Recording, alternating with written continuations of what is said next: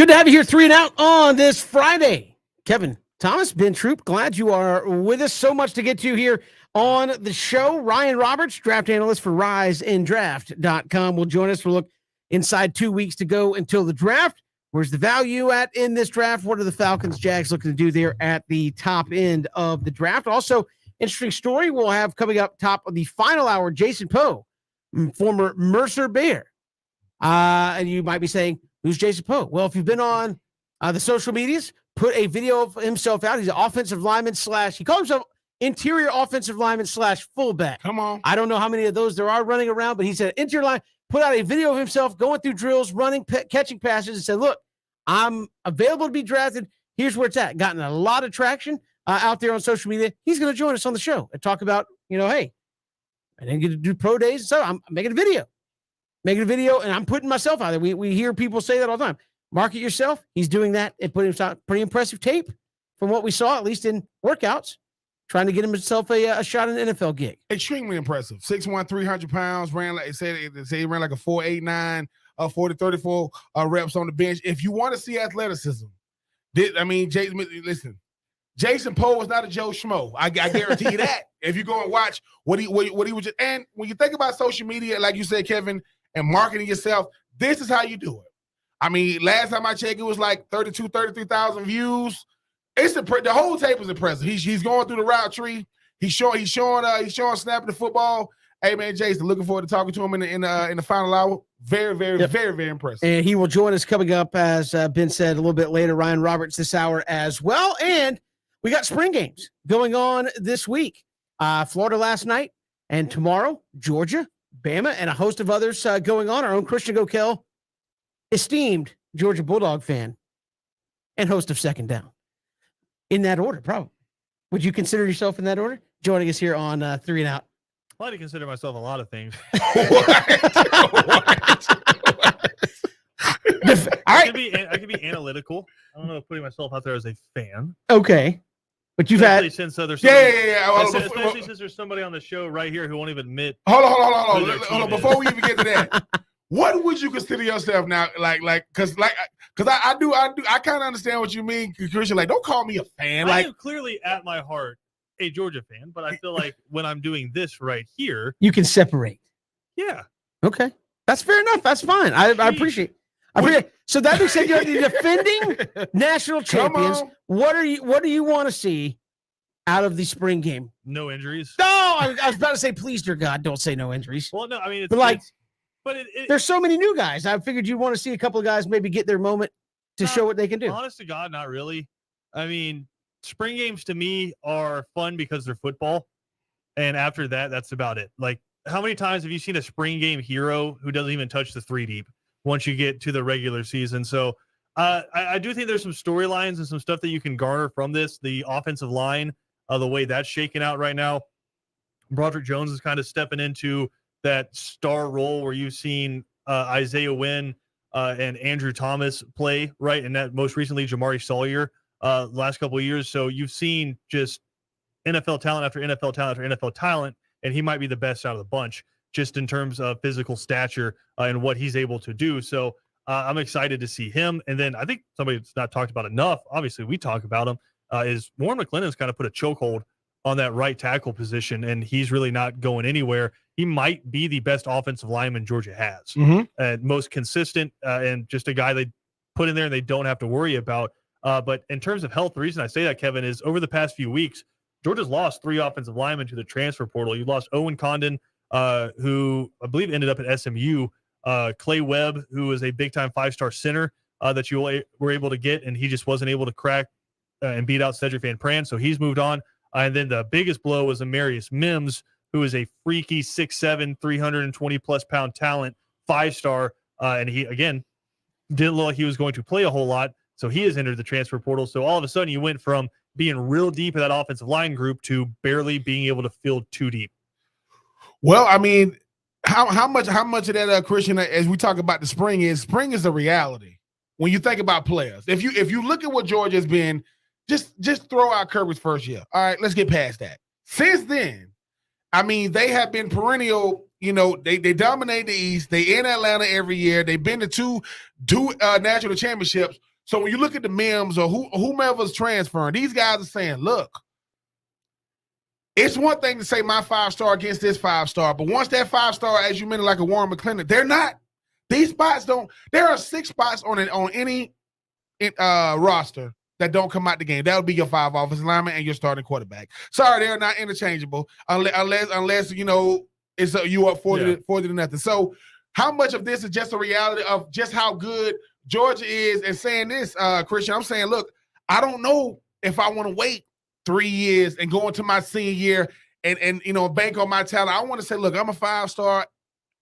I'm not going to get the culture that I'm leaving in Georgia, but because of what Georgia has given me, can I be a Jermaine Johnson at a Florida State if I leave? Well, and I think spring is a reality is a good way of pointing that, because it's also a reality for Georgia. They were over the scholarship limit, and so if they wanted to go out and get somebody, they weren't able to just by NCAA rules right now, because you can't bring in anybody from the transfer portal if you're over that limit. And I still think right now they are over that, so you're going to see more guys move on as well. And so a team that was that deep at that position, you wonder how much of that with an Owen Condon and a Clay Webb was a conversation with the coaches saying, hey, listen, man, we appreciate you, but it might be best for you to move on. I can promise you they did not want to see Amarius Mims leave. Well, and so it's one of those things where it's a little bit of give and take, where only so many people can play. And like you said, Warren Mclennan, who comes in as a 3 or 4-star, Amarius Mims thinking, he's a 3 or 4-star. Yeah. That's my spot. But that's the reality of when you're recruiting at a level that Georgia, Alabama have done. It's like, look, 5-stars aren't going to be happy sitting there saying, hey man, wait 3 years and you're going to get your shot, and you'll still like they want to play. I mean, that's just the reality of it, right? Well, it is, but at the same time, Georgia and Ohio State and Alabama, they seem to have done a really good job of selling a lot of these kids on wait your turn and you're going to be a 1st-round pick. Yeah. Versus, but what does that mean to an 18-year-old kid's mind? Wait a year or 2, not 3, right? But you don't tell them, like, let's be honest, you don't tell them you're going to wait 3 years. Yeah, I know that. You say, hey, it looks like right now you're not the guy. Well, Keep working. Here's what we got to get better on. Yeah. And then it'll be, next year, okay, kind of the same thing. Some guys just don't want to wait, or some guys like a Jermaine Johnson, give it a couple years, realize that I'm playing, but I'm not playing as much as I need to. Yep. And then they bet on themselves, go to a worse team, and I'm not saying it was a mercenary move, but it was a mercenary move. He went to Florida State because he knew he could start immediately at Florida Absolutely. State. He was going to play all the time. Absolutely. He was still going to be on national television, and it worked out for him. Jermaine Johnson bet on himself, and now he's going to be a top 15 pick in the NFL draft. But that being said, going back to the spring game, if you want like the candy stuff, I will say the stuff that's sweet but doesn't really matter. I will say I am looking forward to watching the quarterbacks. Not because I think there's a competition, but because what have I heard all spring? Carson Beck is. I'm about to say that. Carson I want to see it. Looks like a different dude. He better just let it go even if he don't complete it. Yeah, Brock Vandegrift took that next step. Right? What's the next step mean? Like, I've heard all of this stuff. Like how amazing these guys are. Yeah, I want to see it. I hope Todd Monken and them let him sling it around a little bit, because I've heard nothing all spring except they can't get hit, right? They can't get hit. Last time I checked. So, but I will say this. This is what I want to see. When you think about Georgia, right? The reason why, a team like Georgia, you hear about all these guys moving on and that's why they stockpile. There are teams, you talk about Georgia, they can't even get transfer portal because they're over the limit. There are a bunch of teams that are under the limit that could use that type of talent. So when you get to thinking, what are you going to see with Georgia? You're going to see Stetson Bennett go out there and show, he's going to show a lot of poise and control with the offense. Like, look, this is what I do. Stetson Bennett, I'm going to say this, is not the most talented quarterback for Georgia. I mean, honestly, to me, I don't care if he plays tomorrow. Just being honest. But what I'm saying is, Stetson Bennett is more of a true barometer when you think about what college football is becoming. Yes, I want him to look the part. I want him to walk in the room, look at that dude.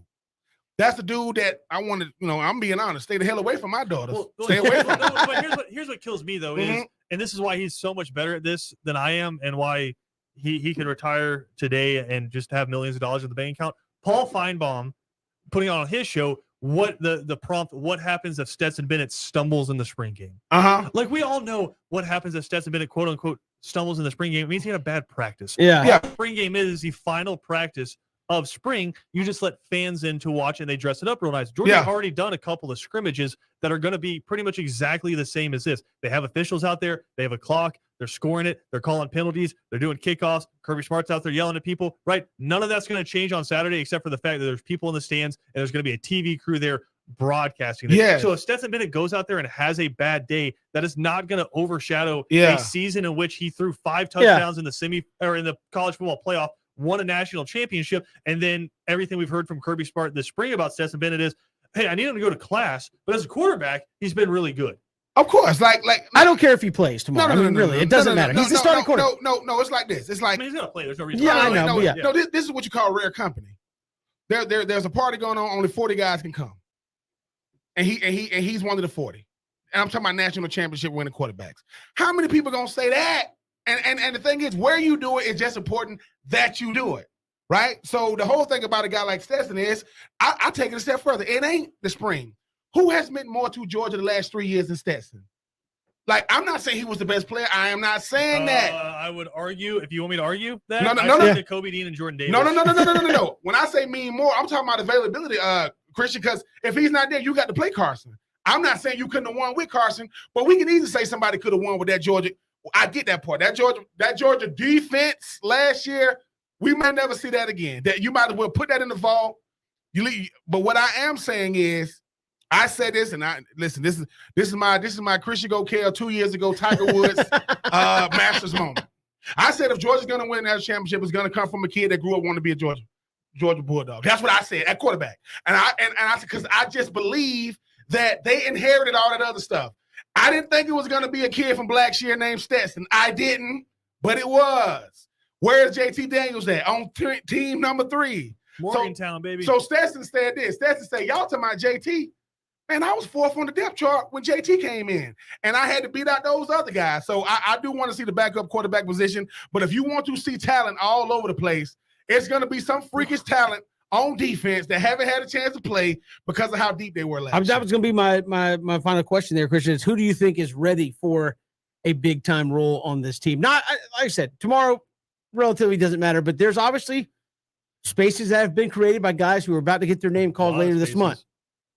Who's ready for that big time role? Well, the name I'd say watch is 93 Tyrion Ingram Dawson. He's He's about 6'5", 310, 315 pounds, and he's the one of the guys are going to look at to replace not necessarily Jordan Davis, because I think they're going to have to rotate some people in there. Zion Logue is going to be really important there, but he's going to become that next explosive kind of defensive lineman for Georgia. Jalen Carter's the best football player on that team.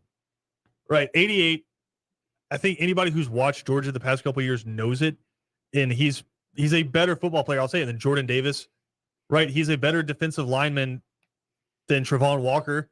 He was just a sophomore last year. Which to me, that what makes anything freaky is when you say this kid is better. But when I think of waiting your turn in college, it's because number one, you got to get to college to see, hey, dude, as good as you are, look at him. Look. And it doesn't mean you probably could turn the corner better than him. You probably could play the run better than him. Am I saying the defensive line is going to be better? No. What I'm saying is he was rotating in as a true freshman with Jordan Davis, with Trevon Walker, right, with Devonta Wyatt. Like, he was rotating in as a true freshman in the SEC with those dudes, and then he was playing a significant role last year. I mean, to give you an idea of his mentality, when Jordan Davis was lining up at running back, they had him in there as fullback. Right? He was the one that they were trusting to just massacre people out of the way and open it up for him. So I think everybody knows about Jalen Carter, and I think the only thing that's worrisome for him is versus playing 30 snaps a game, he's probably going to play 60 snaps a game. Probably. So that could be a little bit concerning there. But so I'd watch the defensive line role, but Jamon Dumas-Johnson is going to be the next great Georgia inside linebacker. So watch out for number 10. He already has a touchdown in his career, just in some garbage time this year. I think he might have 2 touchdowns, but I know he has 1 touchdown in his career already. But, I mean, you're trying to get on the field over Nakobe Dean or Quay Walker or Channing Tyndall. Probably not going to happen an inside linebacker. Yeah. So watch out for number 10 on defense tomorrow, because he's that next great Georgia inside linebacker. Christian Coquel joining us here, sticking around after second down for a little overtime for him. Christian, man, we appreciate it. We need a little touch of class on this. Well, we do what we can. We try to add class. We try to add it wherever we can get it in there. We got more to come. Ryan Roberts, draft analyst from RiseandDraft.com, going to join us in about 15 minutes. It's 3 and Out on the Southern Pigskin Radio Network.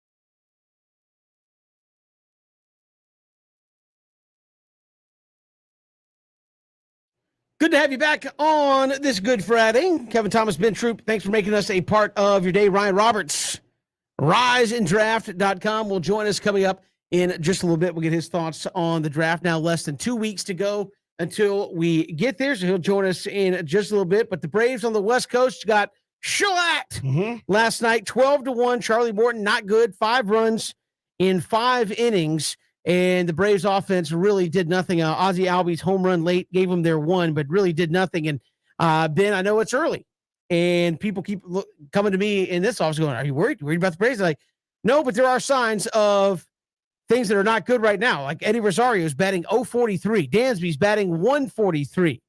Alex Dickerson, who's been your DH, is batting 077. That's a third.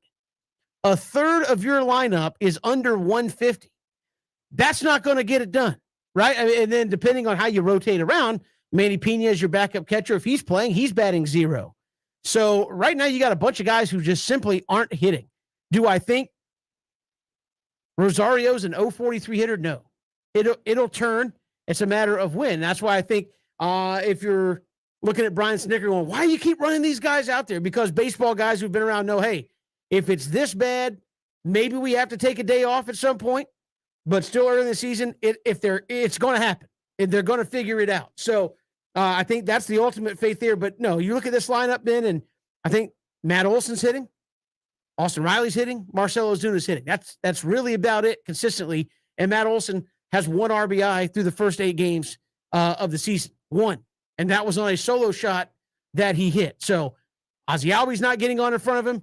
Obviously, the guys at the bottom of the order aren't getting on to circle the lineup back around, so a guy like Matt Olson can get RBI chances, and you're just not scoring any runs. So I think, who was it we had on a couple weeks ago that said in all the Braves losses, they've scored like 2 runs or less. I want to say it was home. Brandon Lee. Yeah, said so far this season, when they win, they're scoring like 7 or 8 or more, and when they lose, they're scoring 1 or 2. And while you can win games 2-1 in the day and age of, I think this is kind of the same crisis you're going to see, Ben, that you saw in the NFL for a little bit, is like in the day and age of the league is trying to generate more offense. You can't win 2-1 games very often. It's just hard. Yeah. Teams are going to figure out ways to get on base. So I think the Braves are going through a little bit of that. And again, some signs that maybe it's going to turn around would be, I think the Braves are number 1 in hard hit percentage. And if you get into over analytics, they're number 2 in Major League Baseball in barreled baseballs, which is basically hitting it in the sweet spot. You're just hitting it right at people. So I usually look at that as a sign of good things are on the horizon if those kind of trends continue. It's frustrating because you're reveling in the World Series championship, Ben, and then you start out 3-5, and you've had 2 in the last few days, pretty significant butt kickings out there on the field at the hands of the Nationals and now the Padres. Yeah, and if I'm not mistaken, I think the Nats got beat up pretty bad last night as well. But I think we can think about this Braves team, Kevin. I think you mentioned it. This is uncharted territory for the Braves because they are the defending World Series champs. Now, and I get that. They are the defending World Series champ until obviously this year's World Series. But it looks like they pressing. It looks like when you look at the Braves, it's like you say, Kevin, the one thing the Braves have earned over the last 4 years is the benefit of the doubt. We expect the Braves to get it right. We expect this lineup to get going. When I think about sports, definitely pro sports, the biggest thing is confidence. None greater than baseball. I mean, you get 4 or 5 at bats a game. You talk about being able to play, big time defense in the field. But you talk about quality at bats. You talk about, yes, it's uncharacteristic of this Braves team because 12-1 and 12-2 and things like that. You're giving up a lot of runs in a hurry.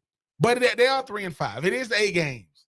This is a different type of season because they was more focused on having a season instead of being prepared, even though they weren't able to get things going. I am not making excuses for the Braves by no stretch of the imagination, but I do expect them to get it right. Baseball is a very, very rhythm-based sport. You can get on a roll. You can haul off 5, 6, 7 wins in a row, and here we are. And do I expect Rosario to be in this position? No. Do I expect Dansby, Mansby? And we said that too, Kev. We said coming off of last year, Dansby are part of the greatest, stat-wise, greatest infield in Braves history. That's taken away none of the other great Braves players.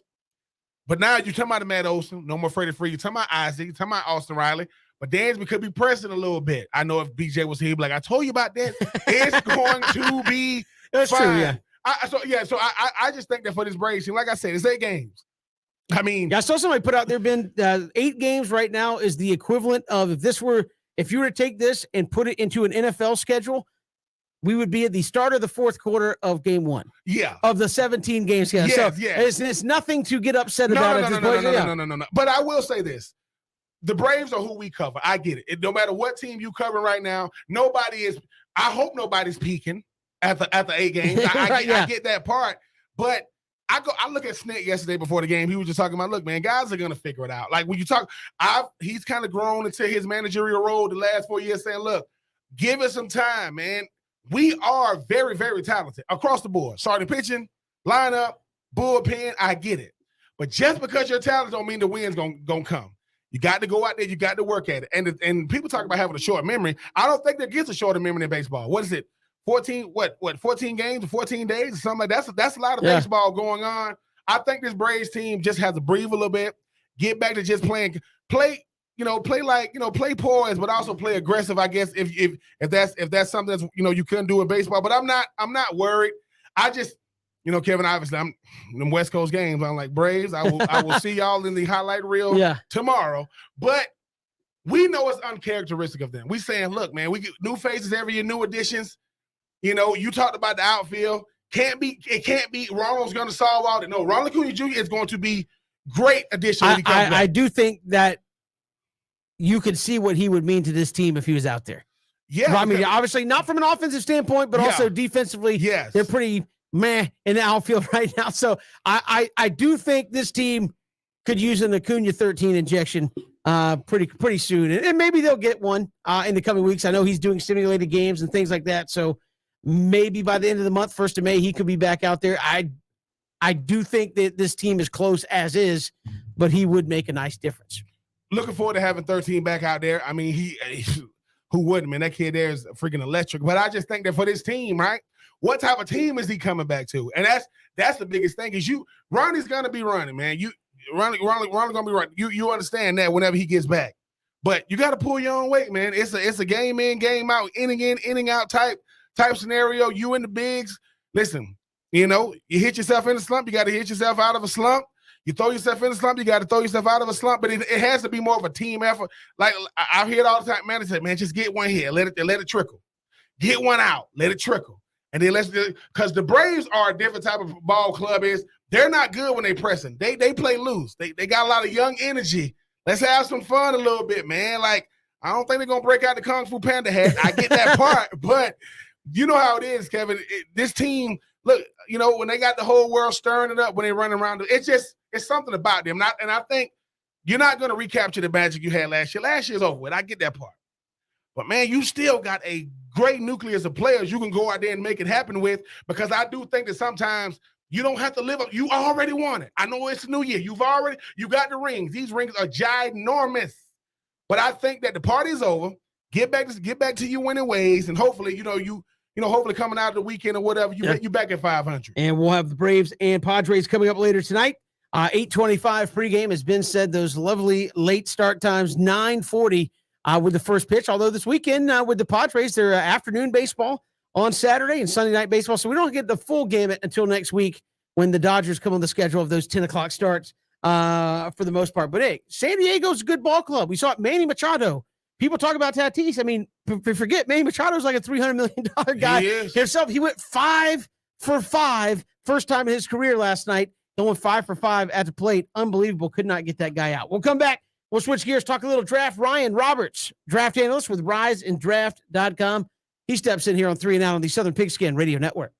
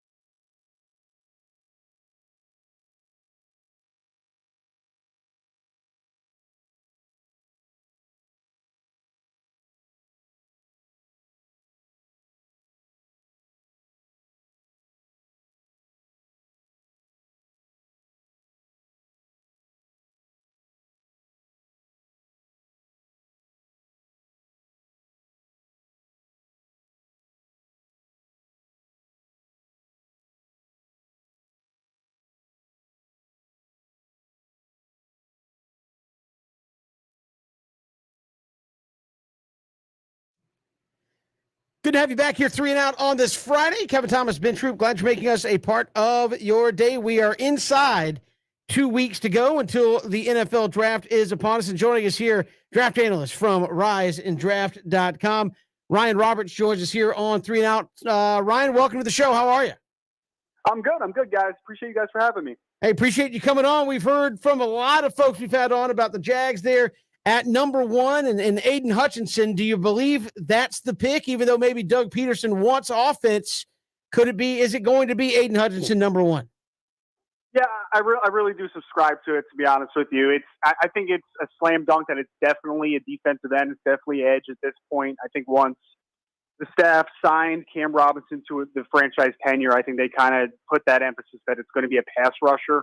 It's been a long time now since we've kind of heard the Aiden Hutchinson conversation, and now we've got recent Travon Walker out of Georgia as a guy that's getting a little bit of smoke to potentially be the top pick, but I'm still holding firm. I think it's Aiden Hutchinson. I think he's a little more clean than Travon right now. Travon might have a little more upside, but I think that the Jacksonville Jaguars are going to be a lot more comfortable with Aiden Hutchinson and just more of the known commodity that he is. Ryan, when you look at a guy like Aiden Hutchinson, obviously, I mean, what he did last year for Clemson, I mean, it helping him get over the hump, winning the Big Ten, beating Ohio State. What makes his game translate so well to the National Football League when if you can't get a franchise quarterback, you obviously got to get a guy to chase those guys? Yeah, absolutely. I think what Aiden really did this past year, which I think he really kind of let loose, during his Michigan career for the most part, he was used all over the defensive line. I mean, there was times where he's lined everywhere from 4-4-I, 5-9. Like he was lined up everywhere early on in his Michigan career. And I think that the injury last year set him back because I think he would have originally been in the 2021 NFL draft if he did not get injured down the latter stage of the season. But he came back, and I think that Michigan really did the best job for him to just kind of let him loose and be that wide alignment rusher. Because the one thing about Aiden is that he's not, even though he ran a great 3-cone, I don't see him as the most bendy rusher of all time. I don't see him as a true outside track guy. What he really does well, though, is that he has a dynamic first step. For 6'6+, 260+ pounds, he really can threaten offensive tackles up the arc and get them to overset a ton. So that sets up not only the ability to kind of transition outside with his explosiveness, but also he hits a lot of inside counters. So I don't think that Aiden Hutchinson in a traditional year is probably the first overall pick, but I think this year he really put everything together, and I think he just has that kind of inside-outside ability as a rusher that a lot of teams are really going to gravitate to. I mean, you take him number 1 overall. What kind of impact should he have in Jacksonville to kind of live up to the fact that if they take him number 1, what they need him to do?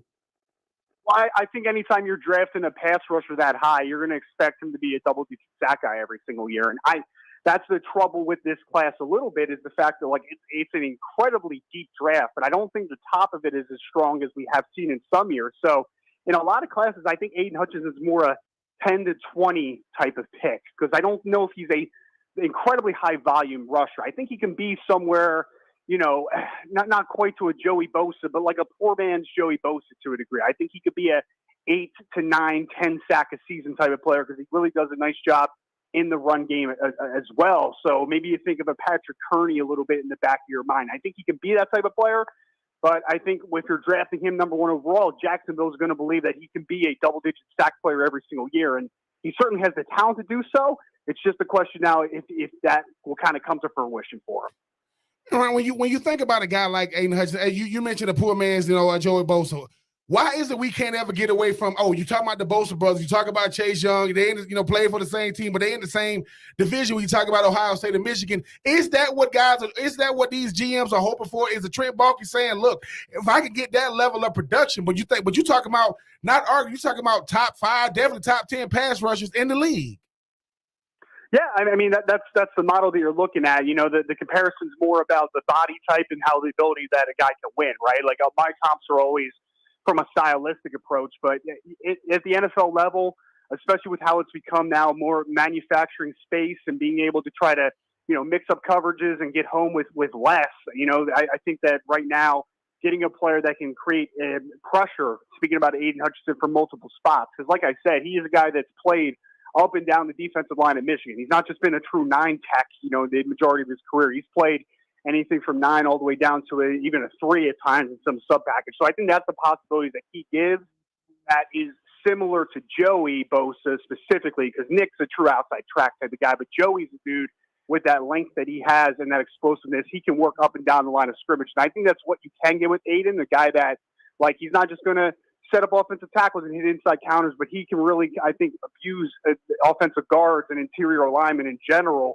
with his combination of length and first step. So I think he's just a movable chess piece up front. Ryan Roberts, draft analyst with RiseandDraft.com, joining us here on 3 and Out. And Ryan, here in this state, the Falcons sit at number 8. And I know people like to do mock drafts, but as we've sat here and looked at this Falcons team, I mean, they literally could take anybody and it would be okay. What do you think happens with the Falcons? Are they just sitting there saying, well, whoever's number 1 left on the board, that's what we're doing? Or do they have a specific target in mind? Yeah, I mean, I love mock drafting for teams like that because there's so many holes you really can't get it wrong. You know, it's a tough thing to do just in general. I think Atlanta, they're in a very strange situation. You know, they get rid of Matt Ryan. They trade him to Indianapolis this offseason. They pick up Marcus Mariota. Obviously, they need a long-term answer at quarterback, but I don't think that this is the year to find that answer, even if Malik Willis is potentially staring you in the face, but, you know, maybe at number 8. So I think that they're just going to try to play the best player available, to be honest. Like, I could see them going best pass rusher available, whether that's Kayvon Thibodeau falling down the board, whether that's Trayvon Walker, whether that's Jermaine Johnson out of Florida State, the defensive end, or I think they go wide receiver. So defensive end or wide receiver, the wide receivers that you should keep an eye out if that's where they end up going is Garrett Wilson from Ohio State or Drake London from USC. Obviously, Drake's a little bit bigger, has the basketball background. He's kind of more of a springy athlete, while Garrett Wilson, I think, is kind of he's the three level threat. Like, he can separate in any single way. So that's kind of the starting point to where I think the wide receiver run is going to start. I think that at 8 to Atlanta is a feasible opportunity, but I would not blame them if they try to take the best pass rusher available.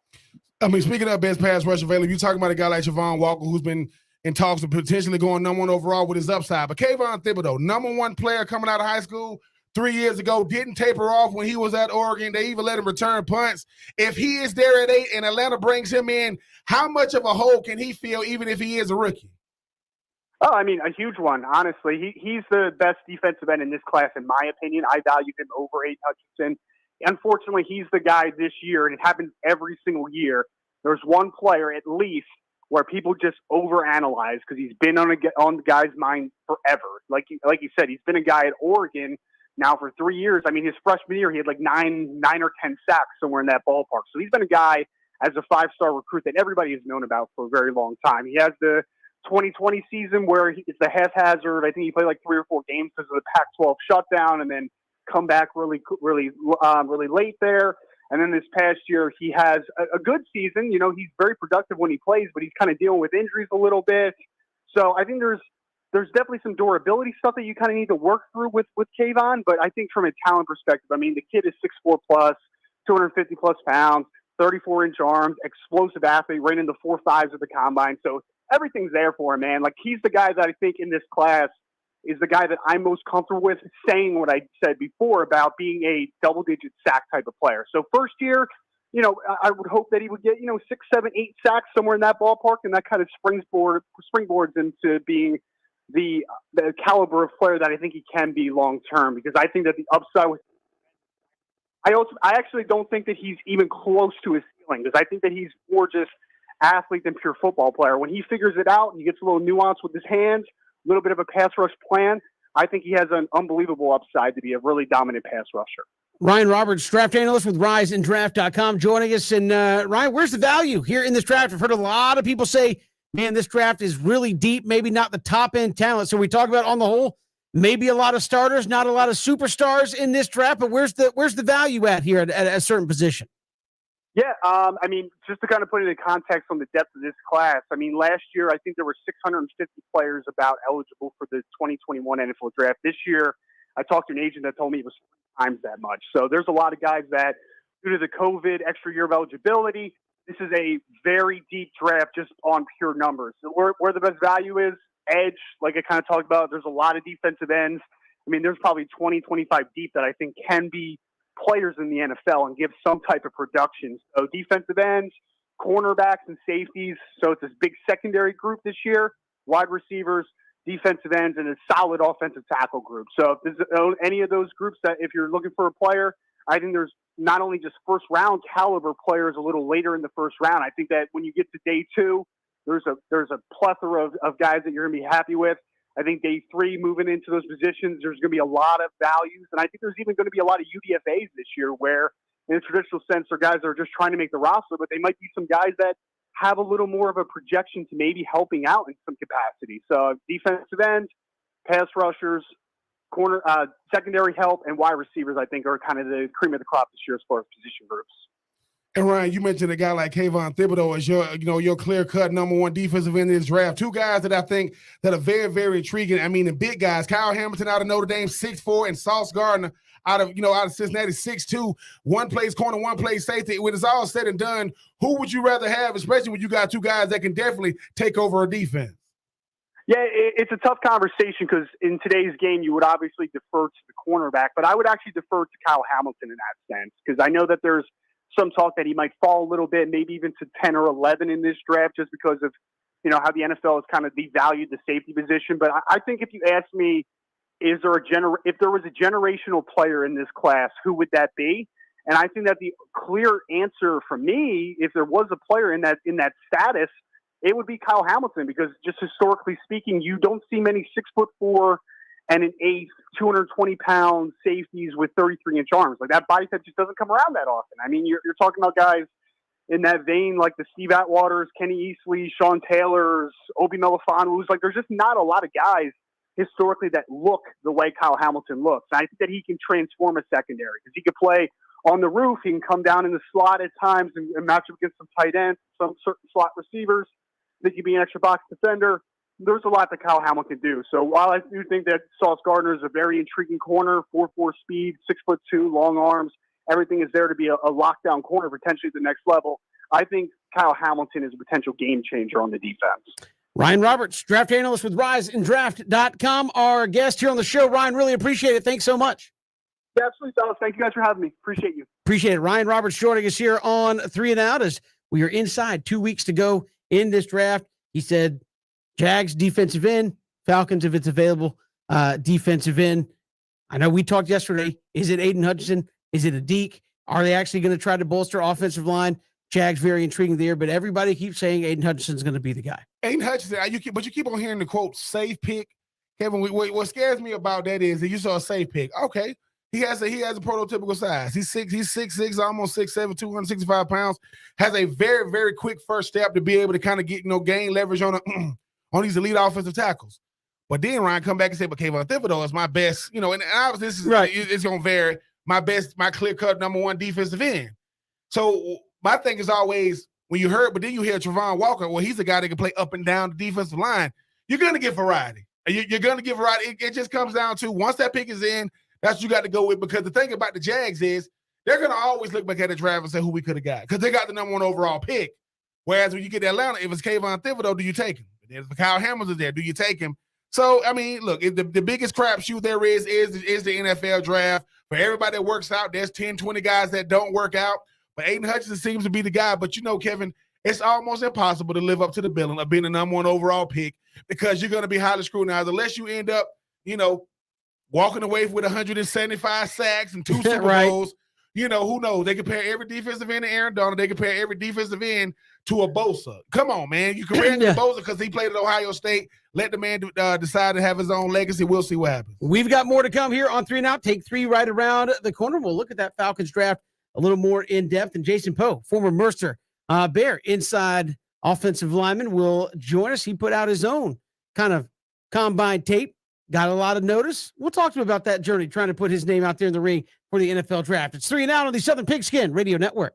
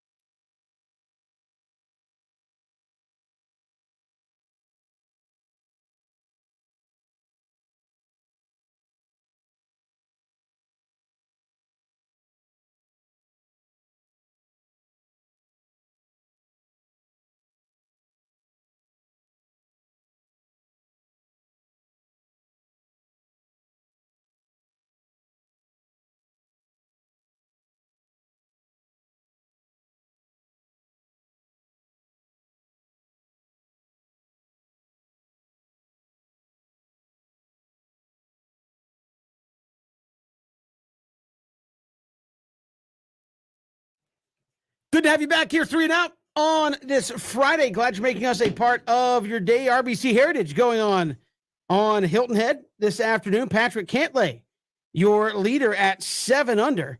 He is through 9 on round number 2. He's a shot ahead of Cameron Tringale and a couple others. Yesterday's leader, Cameron Young, is at -5, +3 on his round.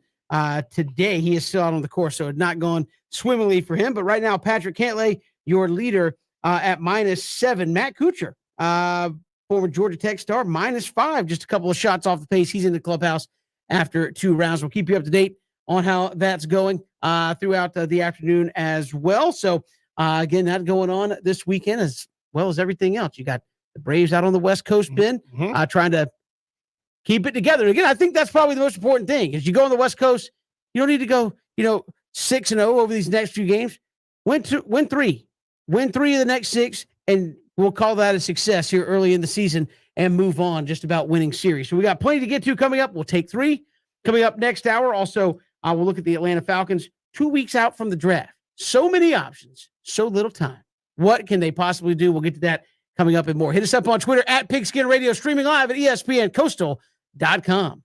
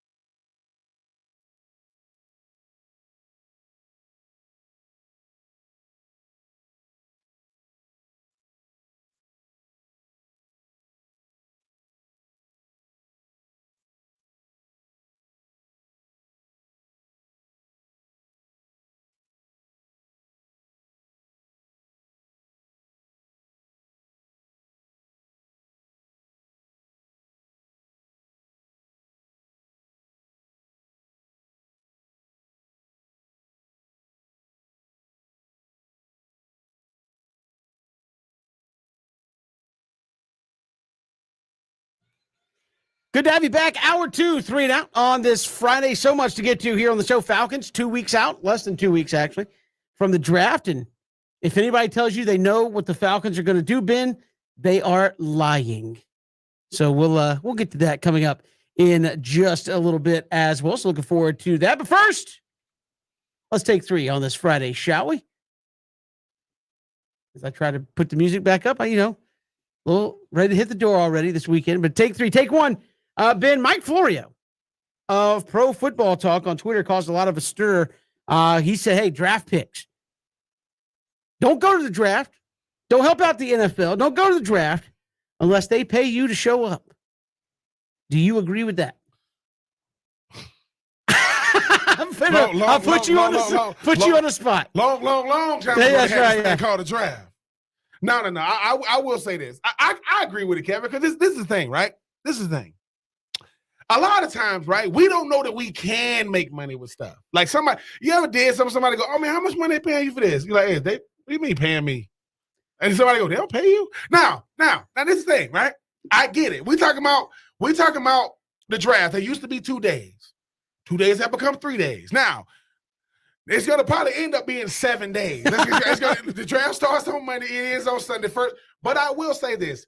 When we start talking about players making money, I made really, really good money before the draft doing trading cards. I wasn't going to be Eli, Ben Roethlisberger, Phillip Rivers, so on and so forth.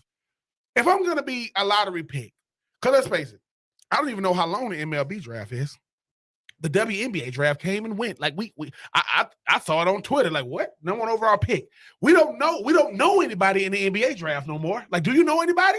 Half the draft gonna be international players. So I think what this is, Kevin, this is a chance to say, all right, let's try to get a little marketing deal. Like I know that certain things are built in with the draft. And Kevin, I know what you're gonna say about it, but when I hear get some money, right? For a person that's finna get a big check if they go in first round. I just think it's how you leverage it. I think a lot of times when we hear about they're gonna, they finally made it to the big times to get a big check.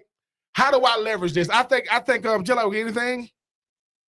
If I've never done something, that gives the person that's gonna be quote paying me all the leverage. Because I really don't know what to negotiate. Like the agents don't know what to negotiate for real. So it's not gonna be what you think it is. It's not gonna be, ain't nobody finna get no, most of these guys are going to get endorsement deals. And I think what the endorsement deal will do is they'll just build that in. Okay, the endorsement will pay for them. So it'll be something. I don't think it's going to be, oh, man, somebody just signed a $10 million I get deal, that. I mean, my whole thing is this. Just because you can make something off everything doesn't mean you should or need to. Yeah. My whole thing is this. Okay, so you're going to pay the top 20 guys to show up at the draft. I don't know if the NFL, maybe they do, Ben. I don't know. Correct me if I'm wrong. I don't know if the NFL pays for these guys to go to the draft, puts them up in a hotel, or what at bare minimum. I would imagine if they invite you, I don't know if that's up to your agent. I would imagine the league is taking care of you on that. Yeah. My point to that is, look, you don't get invited to the draft unless there's a really good chance you're out of there pretty quickly. So that being said, it is essentially a party put on for you by the league. Yep.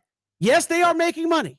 Did you help pay for the building? Nope. That they're renting? I'm just saying it. You technically do not work for the league at this point.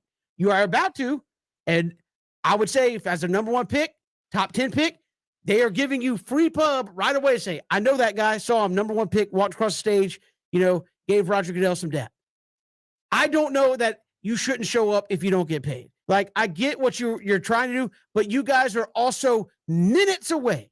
Literally minutes away from signing $1 million signing bonuses, not contracts. Like go to the draft is a party. Really, unless you're Aaron Rodgers and you're stuck there in the green room looking all sad, Aiden Hutchinson is going to be on TV for 5 minutes. Hey, there's Aiden Hutchinson. He's sitting there, and the number 1 pick, if he does, he goes to the Jags. Thanks, Aiden. Hey, what do you think? Oh, I'm just going to go play real hard for Jacksonville, and they're getting a great player. Appreciate it. Pick 2's in. See ya. Get off the stage. And so that's about the extent of it.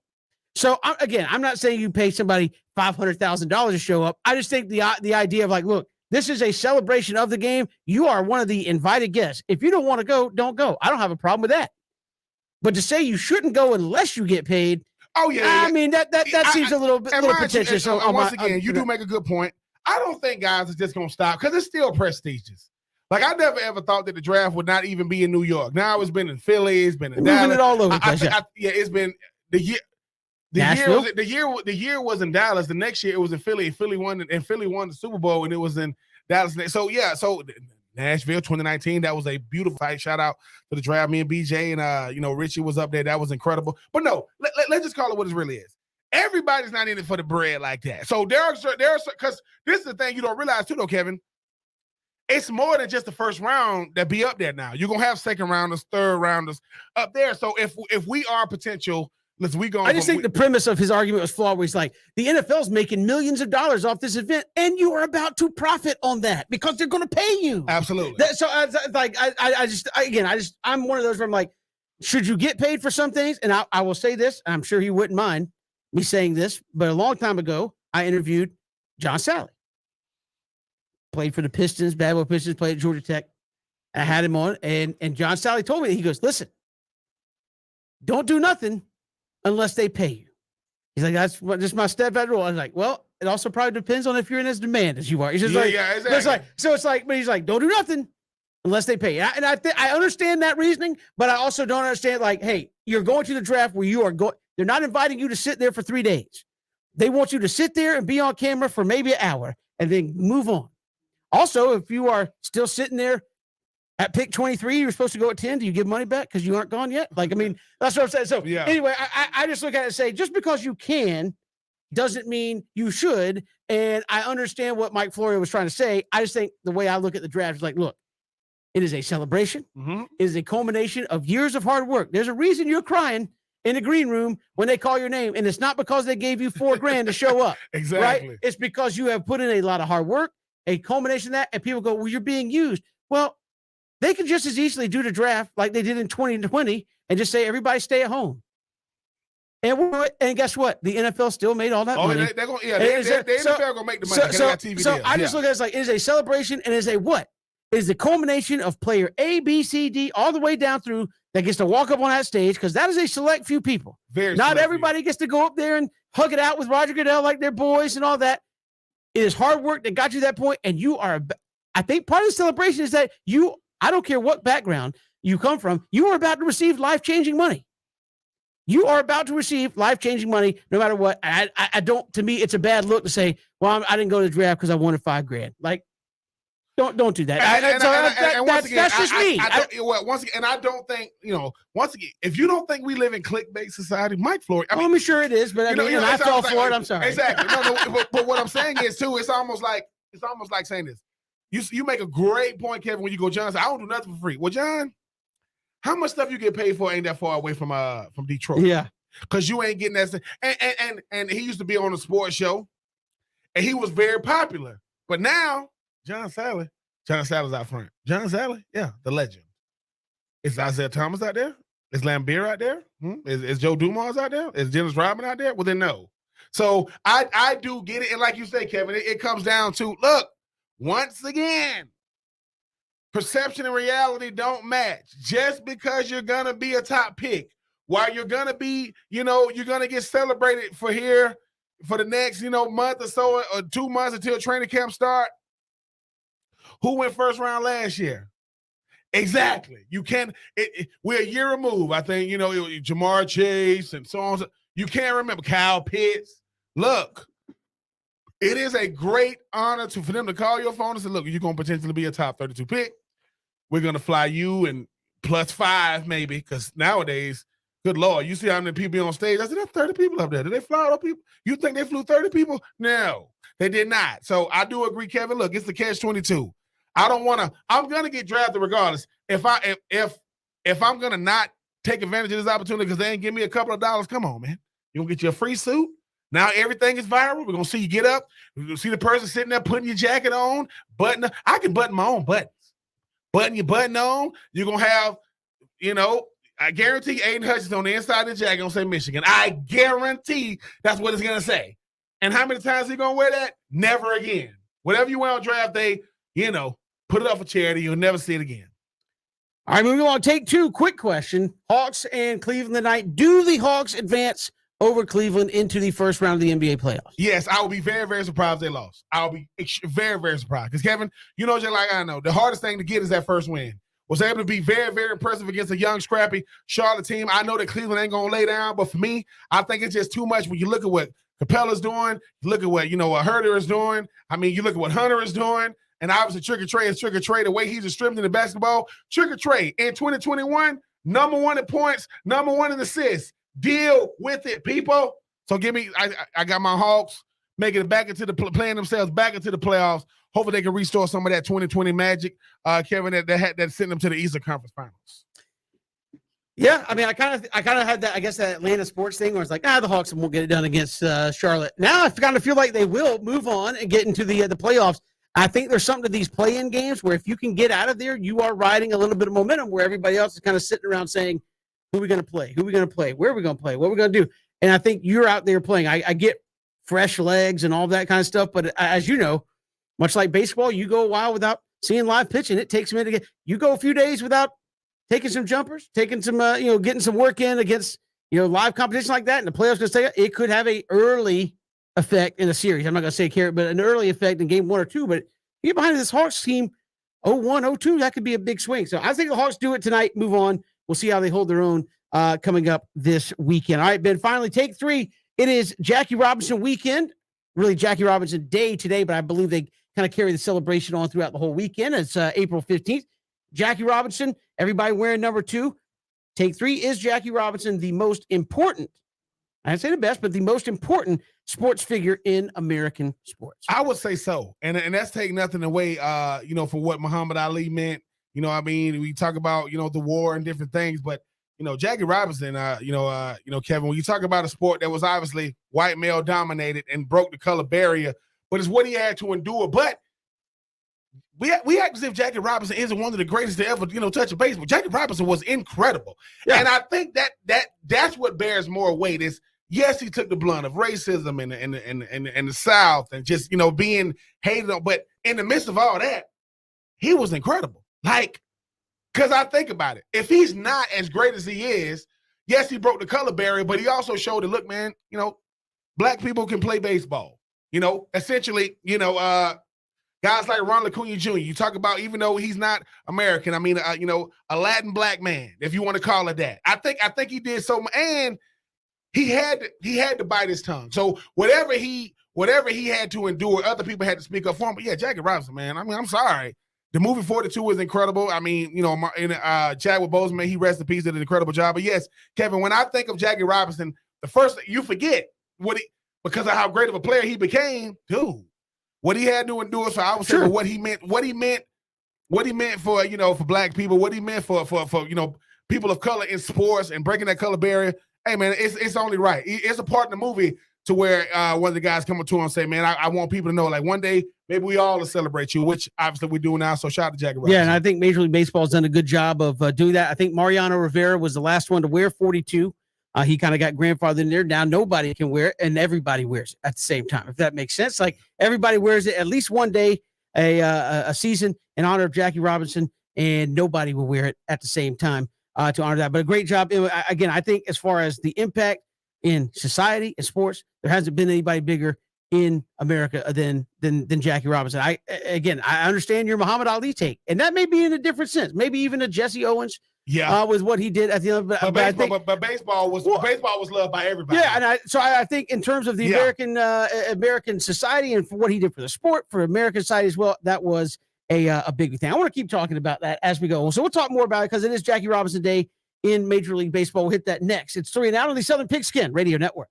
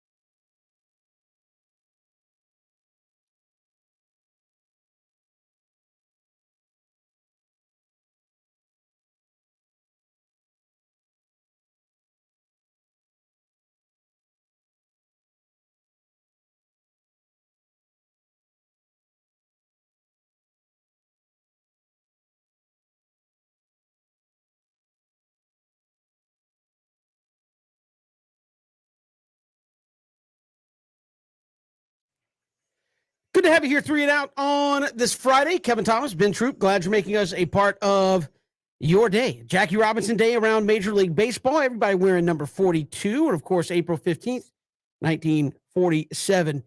Jackie Robinson playing for the Brooklyn Dodgers broke the color barrier. We just talked about this, about the influence over the game of baseball. And I know people can say, well, baseball needs to do better with this and with that and what have you. And I often think about those arguments and people say, well, you could just do better. I mean, in the past couple of years, you have a female general manager with the Miami Marlins, excuse me. I keep calling Florida. You had a female coach first base just a couple nights ago for the San Francisco Giants. I think, and maybe you can prove me wrong, but I think Major League Baseball probably culturally, ethnically, one of the most diverse sports. I think it's probably the most diverse sport in professional sports.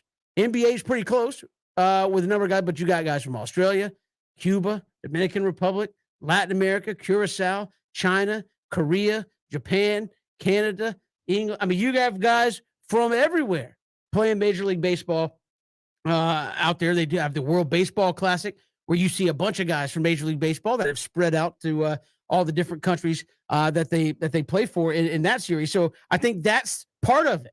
That's part of the legacy of you look at baseball in 1947, which obviously is coming up on 80 years ago. And baseball today, one of them is, to me, the most diverse sport in America in terms of the number of players from different cultures, backgrounds that are playing. Now, are there initiatives people say, hey, we need more African-American players in the league? Maybe, but I think from a diversity standpoint, the product that's on the field is pretty diverse with guys that you have playing. The most popular guy in the league doesn't really speak English. Yep. Shohei Ohtani. Most popular guy on the Atlanta Braves right now. He speaks a little bit, but doesn't really speak English. And Ronald Acuna. So I think those are some, to me, the lasting legacies of Jackie Robinson in the sport, Ben. And I'm glad that several years ago now, Major League Baseball decided to dedicate a day to something that I think is very important. I think so much of what we see in society is like, hey, we just want to hear the word cancel. I don't think you want to cancel. I think it's important to look back and say, this is where we came from, right? This is where we were. And this was the guy that did it. And I again, reading up on his life and all the things that happened to him during his life, and people say, why was it Jackie Robinson? Jackie Robinson was, for lack of a better word, in all the research, he was picked to be that guy. Mm-hmm. There could have been other guys. Yes. There could have been other guys that did it. But you look at Branch Rickey, who was with the Dodgers, who made the decision to do it, and all the reason, it was very deliberate why he chose Jackie Robinson. One, he needed a good player.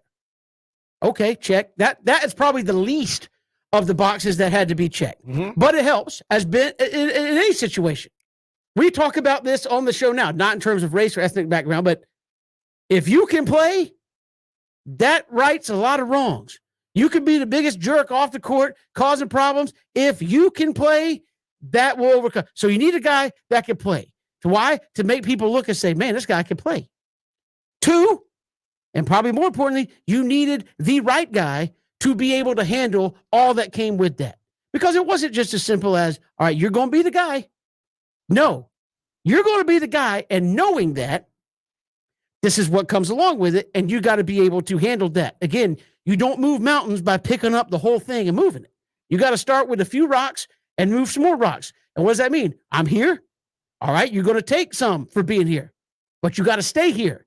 And then change a few more minds, change a few more. And I think that was, to me, the impressive thing about when you learn about Jackie Robinson is not that he could play baseball, because he could.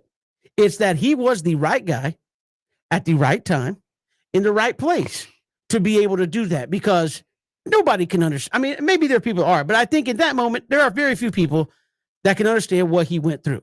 And having to basically be told, listen, this is going to happen. We'll try our best, but it's going to happen. You have to be able to turn the other cheek, even though you don't want to. Yeah. And we hear this all the time. Be the bigger person, take the high road, which is very hard when people are digging the dirt out from under your feet. And I think he was the right guy at the right time to do that. And I'm, again, so glad that Major League Baseball decided to do that because, again, I don't know that there's a more important person in the history of the game. Not Babe Ruth, not anybody else that did a lot, not Barry Bonds, anybody else. That's the most important guy that has ever put on a baseball uniform in your sport ever. And it's not even close. Never going to be. It ain't Hank Aaron and anybody else. It's him, and that's it.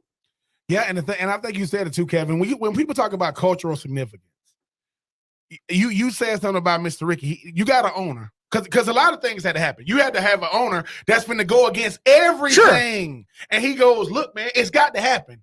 But he goes, I know a guy. Why? I see the way he plays in the Negro Leagues. I see his demeanor. It was a part in the movie 42. You know, Chadwick Boseman, may he rest in peace. He says, why you doing this, Mr. Ricky? He says, cuz, man, it's like we have to decide when change happens. Like we have to decide. So I'm the type of owner that can deal with, listen, I'm going to deal with parts that you ain't going to see. I'm dealing with the ownership part. You got to deal with before Jackie Robinson could even win baseball, he had to win in his own dugout, his own team. Sure. Then he realizes too, hey man, this dude can play. And I think what you said, Kevin, when you say, look, man, he is the one. He changed baseball. How many other players when you say you can't, most of the time you can't wear a number on a team. No, you can't wear this number, period. You can't wear it. And you can't appreciate baseball, man. Baseball is America's pastime. Baseball is where, we look, whether you're a baseball fan or not, you understood it. What I think with a guy in those times, like you say, Kevin, there was no teams in the South. Right? So he had to play, up north. He had to deal with all this, but at the same time, we'll never know what he had to grit and bear. Sure. But for Mr. Ricky to say, dude, like my dad would say, boy, the easiest thing to be is the second. The hardest thing to ever be is the first. Because there is no blueprint. There is nothing to go off of, but by him enduring it and by him staying the course and just understanding, all right, man, because who knows how long it took him. It's a part of there too. The guy that's playing, they had a guy that went around with him that, like a quote, black journalist who wrote about him every day. And he said, look, man, you ever they say you want to see them balls coming in slow. You want to hear them questions come in even slower. It's almost like he had to be a step ahead no matter what. Yes, they're going to hit him. Yes, they're going to tell him, we don't let, black people stay in this hotel or in this city or play in this ballpark. But in the process, he was a hell of a baseball player. Like, that's the thing.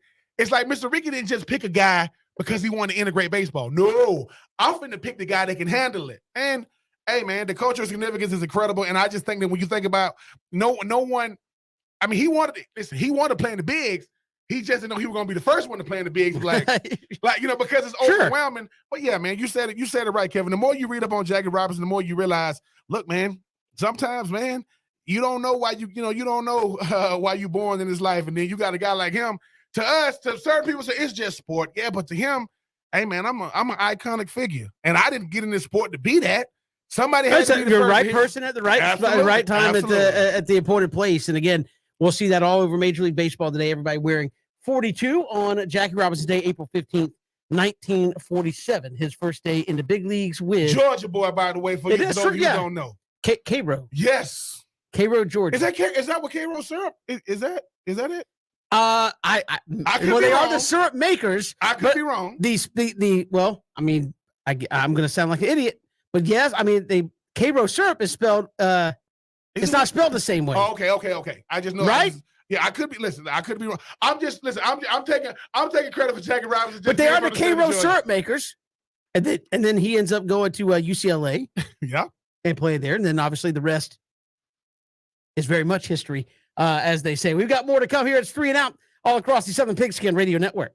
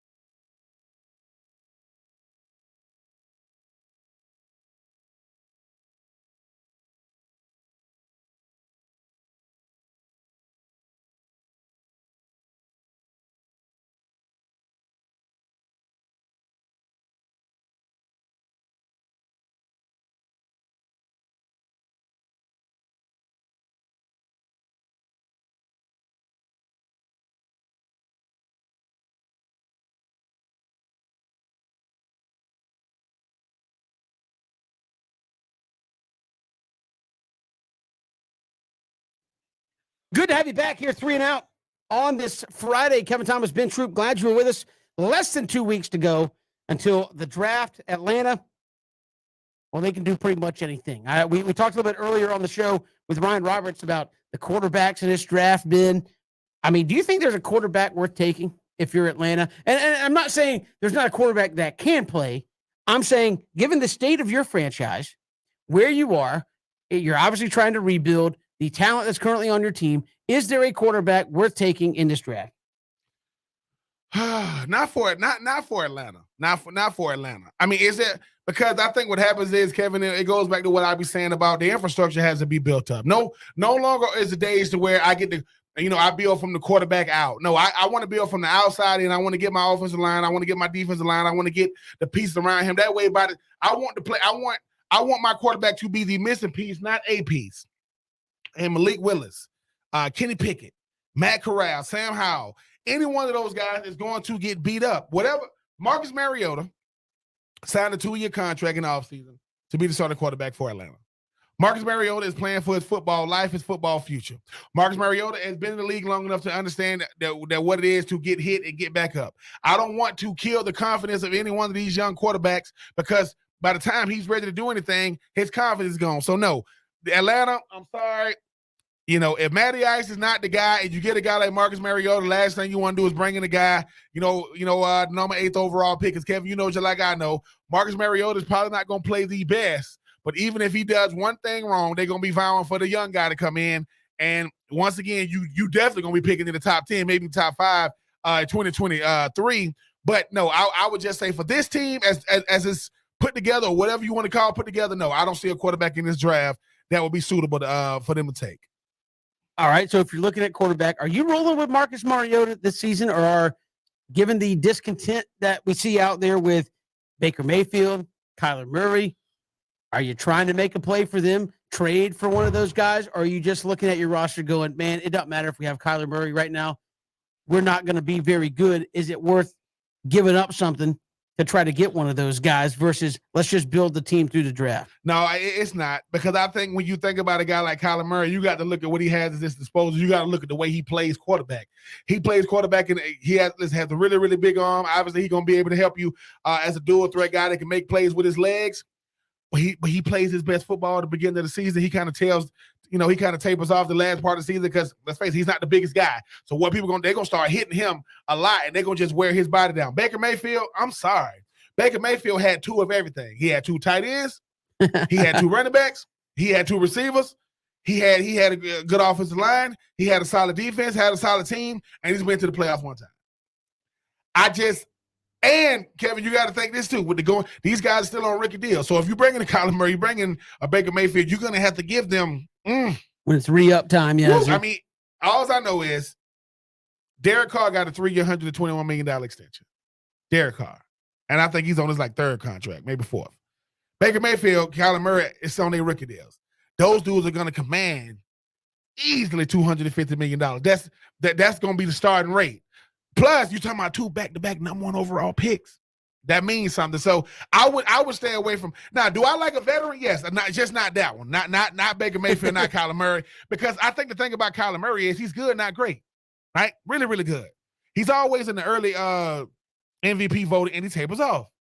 Well, Kyler Murray is good. He's real good. And Kyler Murray will do some stuff to make you go, what? Kyler Murray was running out the back of the end zone, got spun around in the end zone, and flinged the ball, and the ball got picked off for a touch. Like you got to deal with it. Baker Mayfield, he's very he seems to be a guy that wants to be liked more, like by the fan base, by the team. Hey, man, look, you're in the National Football League. Your wife needs to like you. That outside of that, it's so I'm just saying. So for me, I like both of those guys, but once again, Atlanta is such a unique place, so I will stay away from those 2 guys. And again, it's such an interesting standpoint for Atlanta because, like you said, you have Marcus Mariota. Do you just look at him and say, "Look, this is your gig this year, whether we draft a quarterback or not? Probably next year in a better quarterback draft, the Falcons are going to get one." Ben, and just say, Marcus, you're here to groom that guy. And no, I know. You have said this a number of times. Look, I'm out here trying to keep my job, not groom somebody to take my job. But that's really what you're asking Marcus Mariota to do, right? I mean, hey, this year's your year. Yeah. If you want to dip, I guess we could try to trade you, but you just know whether it's this year, next year, the Falcons are going to be drafting a quarterback. That's not good for you if you're Marcus Mariota. Yeah. So, I'm kind of with you on Kyler Murray. I think if you go out, you kind of be in the same financial situation you were with Matt Ryan and not as good a quarterback. Yeah. So it's like, hey, we're going to have to pay this guy a boatload of money, going to put us right back in financial straits, and we don't have enough players around him to be good anyway. This is interesting. I don't think they take quarterback. Even if all the quarterbacks are there at 8, I'm not taking one. And it'd be very tempting. I get it. Hey, Malik Willis sitting there, I might have to think about it. Yeah. That's why they give you 15 minutes or 5 minutes or whatever it is now to sit there and go, oh, maybe I think about it, but ultimately I'm not doing it. There's so many holes on this team. You got to go somewhere else. Is there a position, Ben, that if they don't address it, you're okay with? Because I know a couple of years ago, everybody's like, everybody going to the drafts like Falcons need linebackers, and then they didn't draft a single linebacker at all. This was, I think, maybe 3 or 4 years ago, where it was a glaring weakness, a glaring need. They did nothing, and people were going, what are you doing? But is there a position right now, if they don't address it in the draft, you're actually, it's okay? I mean, they have holes everywhere. I get it. But is there a position you feel like they're fine if they don't do anything? I think it's going to be running back, because I think what happens is, Kevin, you really haven't established anything with this offense to know what type of offense you're running. You don't know. Is it going to be run first? Is it going to be pass second? Is it going to be pass first, run second? So I think if they don't address the running back position, I think you can still, when you talk about camp casualties, because you're going to have some guys that still got something left in the tank, but because they got too high of a price tag, might get let go in training camp, you can bring them in. You're going to have some guys, just maybe show, Mike Davis can show some promise in his second year signing a 2-year deal. And another position I think they'll be just fine at, I think it's safety. I think the thing about your safety position is this: if you don't got a dynamic safety, right? You got a middle of the road. You got a pro, but they're not. Safety is either they're really, really impactful or they just one of 11. And I think when you think about this, because there are certain things they got to address. They got to address D-line. I think they got to address receiver. And dare I say, I think they might have to address linebacker too, because your leading tackler, not just for your team, but in the league, is now a Jacksonville Jaguar. So I think you might have. So, but for me, yeah, running back is one, safety is another one. Because look, they get a safety last year out of freaking UCF. Richie Grant. Yeah. Richie Grant didn't, and that's another thing, right? You got to see what you got from 2021. You got a Kyle Pitts, but he got 1 touchdown, not even in the States, right? And I love Kyle Pitts. That's got to change, obviously. Right? Yeah. But some of those 2021s, they have to pay dividends in 2022. They got to contribute. Every last rookie in 2021 has to contribute. I don't think they got to be an all-pro, but they got to contribute. That's another thing about these 2022 draft picks. If you get drafted with Atlanta this year, ain't going to be I got to learn the game. You're going to learn while you out there because you got to play. So, for me, I would just go running back and safety, because I think, once again, you don't got the Kyle Shanahan offense. You can just play and plug anybody. But running back is such an iffy position, because even if they're impactful stats-wise, or they help you win games. Yeah, Patterson, who I guess can. Exactly. Yeah, well, let's say this. They said Cordell Patterson was an outlier because his best year as a pro was last year. His best year as a pro. Now, that could have been by default. He was the whole offense, yeah. But at the same time, you add a Marcus Mariota who's a dual threat with a Cordell Patterson, who obviously is a utility player. You can go out there and do a lot of things. Well, who knows? They can get, because once again, we don't know what type of offense they got. Matty Ice made that thing go, and they still ain't have nobody outside of Kyle Pitts to throw the ball to. This year, you get a Marcus Mariota who's really fighting for his football future. We'll see. But Arthur Smith, as of 2021, we still have no clue what your offensive identity is. And again, nobody knows what the Falcons are going to do. I mean, we talked to Ryan Roberts earlier, and I said, hey, man, the Falcons have so many holes.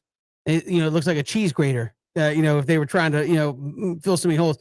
What are they going to do? He's like, oh, that's what's so fun, because you could really just throw. I mean, Ben, have we talked to the last? I don't think we've had a single draft analyst on it. We've talked to a bunch who have said, man, I feel like the Falcons really strongly want Kyle Hamilton. They're like, oh, it's just going to be who the best guy is at 8. They're taking him. Like that. It's like, so, I mean, in some ways you're like, what a draft plan. We could literally take anybody versus we got a glaring need that we got to fill. I mean, I think Jacksonville's kind of in that boat where it's like, we got a couple of glaring needs where we got to address it and we got to get it right, versus the Falcons who are like, I literally could take anybody and it probably would work. Yeah. Well, Kevin, this is the thing, right? If you add 8, it's what's really going to decide what you still got at 8 is how many old linemen go in on the top 7 picks and how many quarterbacks. Because if you get 2 old linemen, just say Aiden Hutchinson going to go number 1.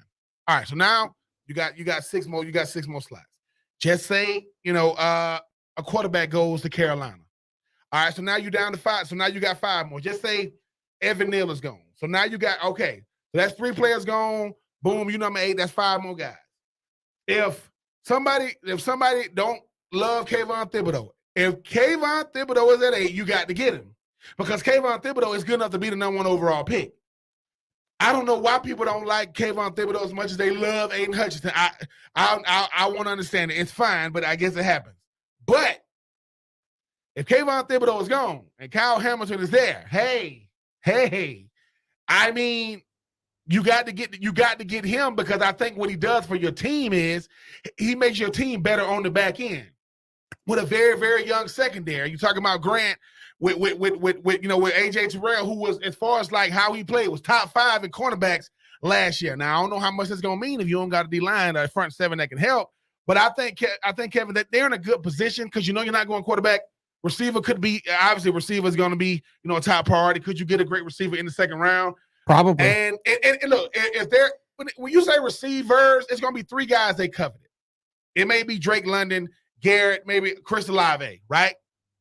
Where are you on a guy like Jameson Williams? I like because him. It seems like there's 3 guys. I like obviously George Pickens coming off injury. He played a little bit. Yeah. But you have Mechie and coming off injury, and Jameson Williams coming off injury. Like, when you look at the situation like that, obviously when they're healthy, they're big time playmakers. Yes. But I've seen a lot of people say Jameson Williams still top 15 pick. Yeah. Oh yes. How do you evaluate, especially on a team that needs somebody? Would you go, if you like him, would you go get him and just say he'll be healthy by week 3 or whatever?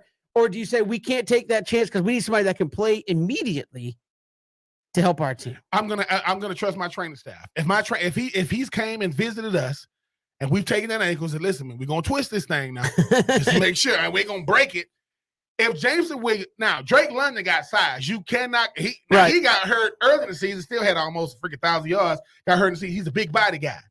If I had to pick between Jameson Williams, Drake London and freaking Mechie, I'm going Jameson Williams. You cannot coach speed, and he got speed.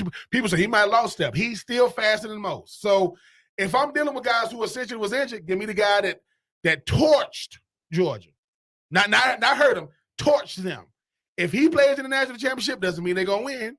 And if Mechie plays, probably a totally different game. But when they played, you couldn't do that with him. I like Mechie. I think Mechie's going to be more of like a 3rd, maybe 4th round pick. But yeah, Jameson Williams, hey, man. Sorry, USC. If I got to pick between a USC player and an Alabama player, I'm sorry. I'm going with Alabama from what I've seen. But yeah, Jameson Williams, he could definitely help. And I think, too, Kevin, taking those guys, the guys who they picked up in the offseason, while they're not Pro Bowl caliber receivers, they've been in the league 3 or 4 years. So they understand the game. Somebody got to show this young man the way. And if I know I got to be a tutor and I embrace that role, that's what's going to make the guy I'm tutoring a better player. We've got more to come here. It's 3 and Out on the Southern Pigskin Radio Network.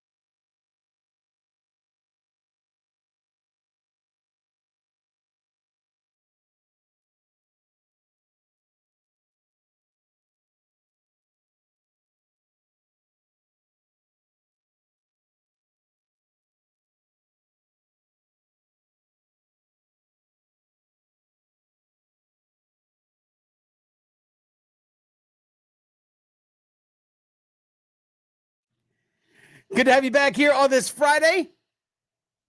We'll chat with Jason Poe, former Mercer Bear, getting ready for the NFL draft. Really caught a lot of social media eyes. Put his own workout tape up there. Said NFL. Here I am. And as an interior line, ran a 4.8. And going through some of the drills, looking pretty good. We'll talk to him about that process and kind of marketing yourself to the National Football League. So we'll get to that Georgia spring game coming up. We got Mike on you watching us on the YouTube channel saying, what's up, guys, in Athens for the spring game. Appreciate you watching, Mike. Yep. And I know we talked to Christian earlier in the show about what to look for there out of Georgia. And a lot of guys on defense, especially, going to get their chance to kind of step into their new role. Oh yeah, listen. From our neck of the woods, Nolan Smith. I mean, get to see what it's like to be a headliner, being a guy that's once again just like a Kayvon Thibodeau in some publications 4 years ago. Kevin, number one recruit in the country. Get a chance to go out there and kind of be one of the leaders. Not just on that defensive line, but the defense as a whole, as a team. But I just think this Georgia team, postseason aspirations. You know what they got coming back. Kirby knows that. Look, they stockpile. The fact that they got so many guys that on the roster, they can't even get guys in the transfer portal. But yeah, Georgia, different year, same result. You want to count healthy bodies, but yeah, it should be it's going to be star-studded. It's going to be a lot of former dogs in the house, to represent the national champs. At least 10,000. Oh yeah, at least 10. At least 10. But no, Georgia. Stetson Bennett, listen, he's the captain of the ship. And one series get off the field. That's what I mean. Stetson goes out here. He goes out. He got that big puffy, little afro hair he got. I like it. He go out there and show some control, and we'll see what some young guys who've been waiting their time to go out there and prove it. I'm saying we got more to come here on the show. Jason Poe, as we mentioned, will join us when we come back to start the final hour. Also, Braves and Padres coming up later tonight. Of course, it's Jackie Robinson Day. They'll all wear 42 out there on the West Coast this evening. More importantly for the Braves as well, they need a dub. After the way they got shellacked last night, they'll have Mackenzie Gore making his major league debut for the Padres, so maybe a chance for them to get back to their winning way. So all that to come and more. Hit us up on Twitter at Pigskin Radio. We are streaming live, ESPNCoastal.com, also live on Facebook, Twitter, and YouTube. As we mentioned, go to our YouTube channel at ESPN Coastal. Hit that subscribe button. You'll know every time we go live here on the show each and every day, or just go back and watch the show each and every day after we're done. We'll see you coming on the flip side. Final hour of the show. It's 3 and Out on the Southern Pigskin Radio Network.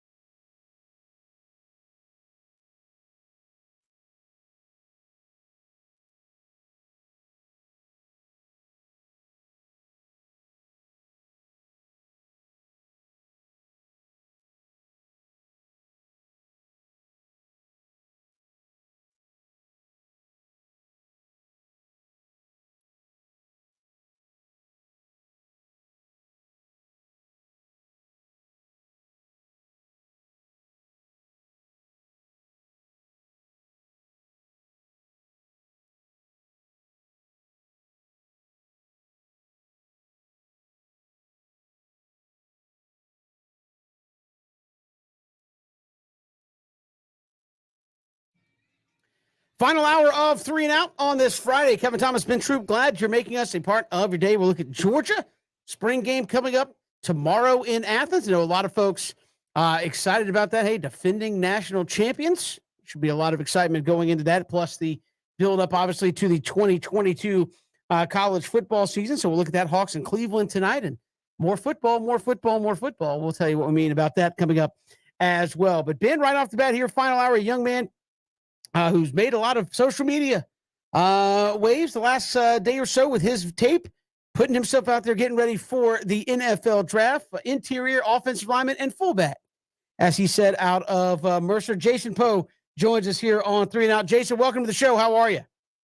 I'm doing great, man. How are you guys? Hey, we're doing fantastic, and I know you've got a lot of eyeballs on you the last couple of days for putting out your own workout tape, getting ready for the NFL draft. First and foremost, what kind of gave you the idea to say, hey, I'm at Mercer, maybe I'm not a highly thought of prospect. I'm going to do what people do in high school when they're trying to I'm going to put together my tape. You can watch me work out. You can watch me run routes. You can watch me do drills and put it out there for you. What kind of led you to say, let me give this a shot? Man, I've been going on visits and stuff like that between me and my agents and stuff. So the team was like, man, you can block really well. We've seen that for years. They want to see if I can actually catch. So they had that set up, and we had to do that, and I just put it out there.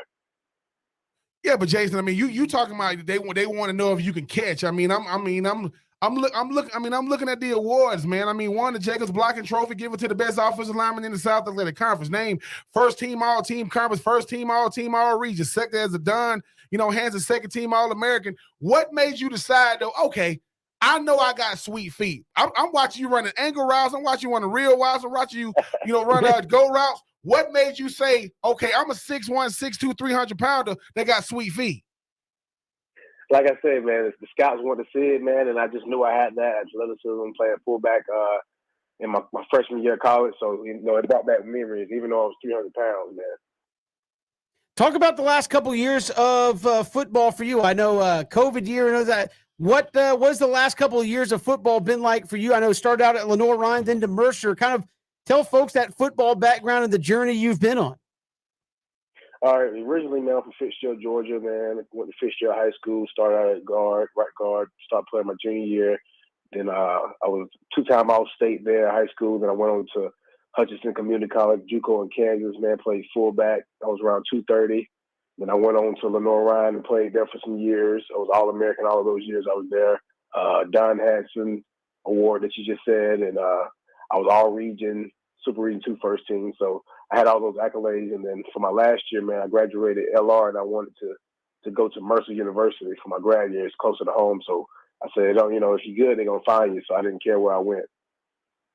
You think about your journey with everything. You talk about community college. You talk about Lenoir-Rhyne. You talk about being from Fitzgerald. You talk about the different things that you had to overcome. And obviously, you already got your degree. How much more does that prepare you as a pro when you say, "Look, man, I did it the hard way. I did it my way, but I'm more prepared because I've done it in a way to where you're going to get a quality human being, not just a quality football player."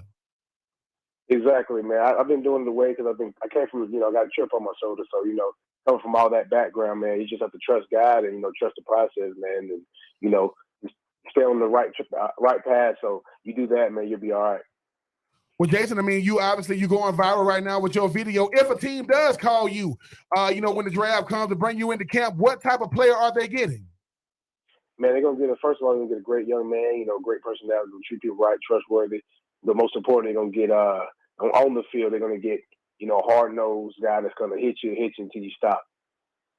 You talk about what you're showing there on tape, that versatility. Have you heard from some teams at all since you've done this? Have you had some teams reach out and say, "Hey, we're kind of taking a look at a guy that can be a versatile player for us"?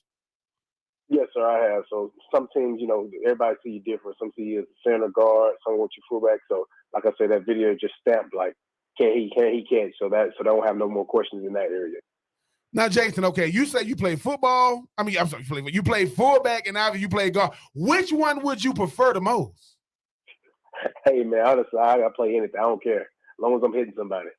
Now, Jason, now I got to say this. Now, when I see you, you remind me of the fullback of for the Ravens. He started off at D tackle. Now he just got a contract extension at the fullback position. You telling me you're gonna be the first guy that play guard all down the field, and when y'all get on the goal line, you the lead blocker?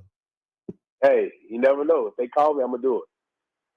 Now, Jason, man, what I love the most about what you're doing is you're showing what social media does. Like a lot of times, yes, it's a chance to brand yourself, market yourself, but you're saying, look, man, let me utilize this thing to show what I can do. And I think that the way you scripted it from the running routes to blocking and pulling and different things.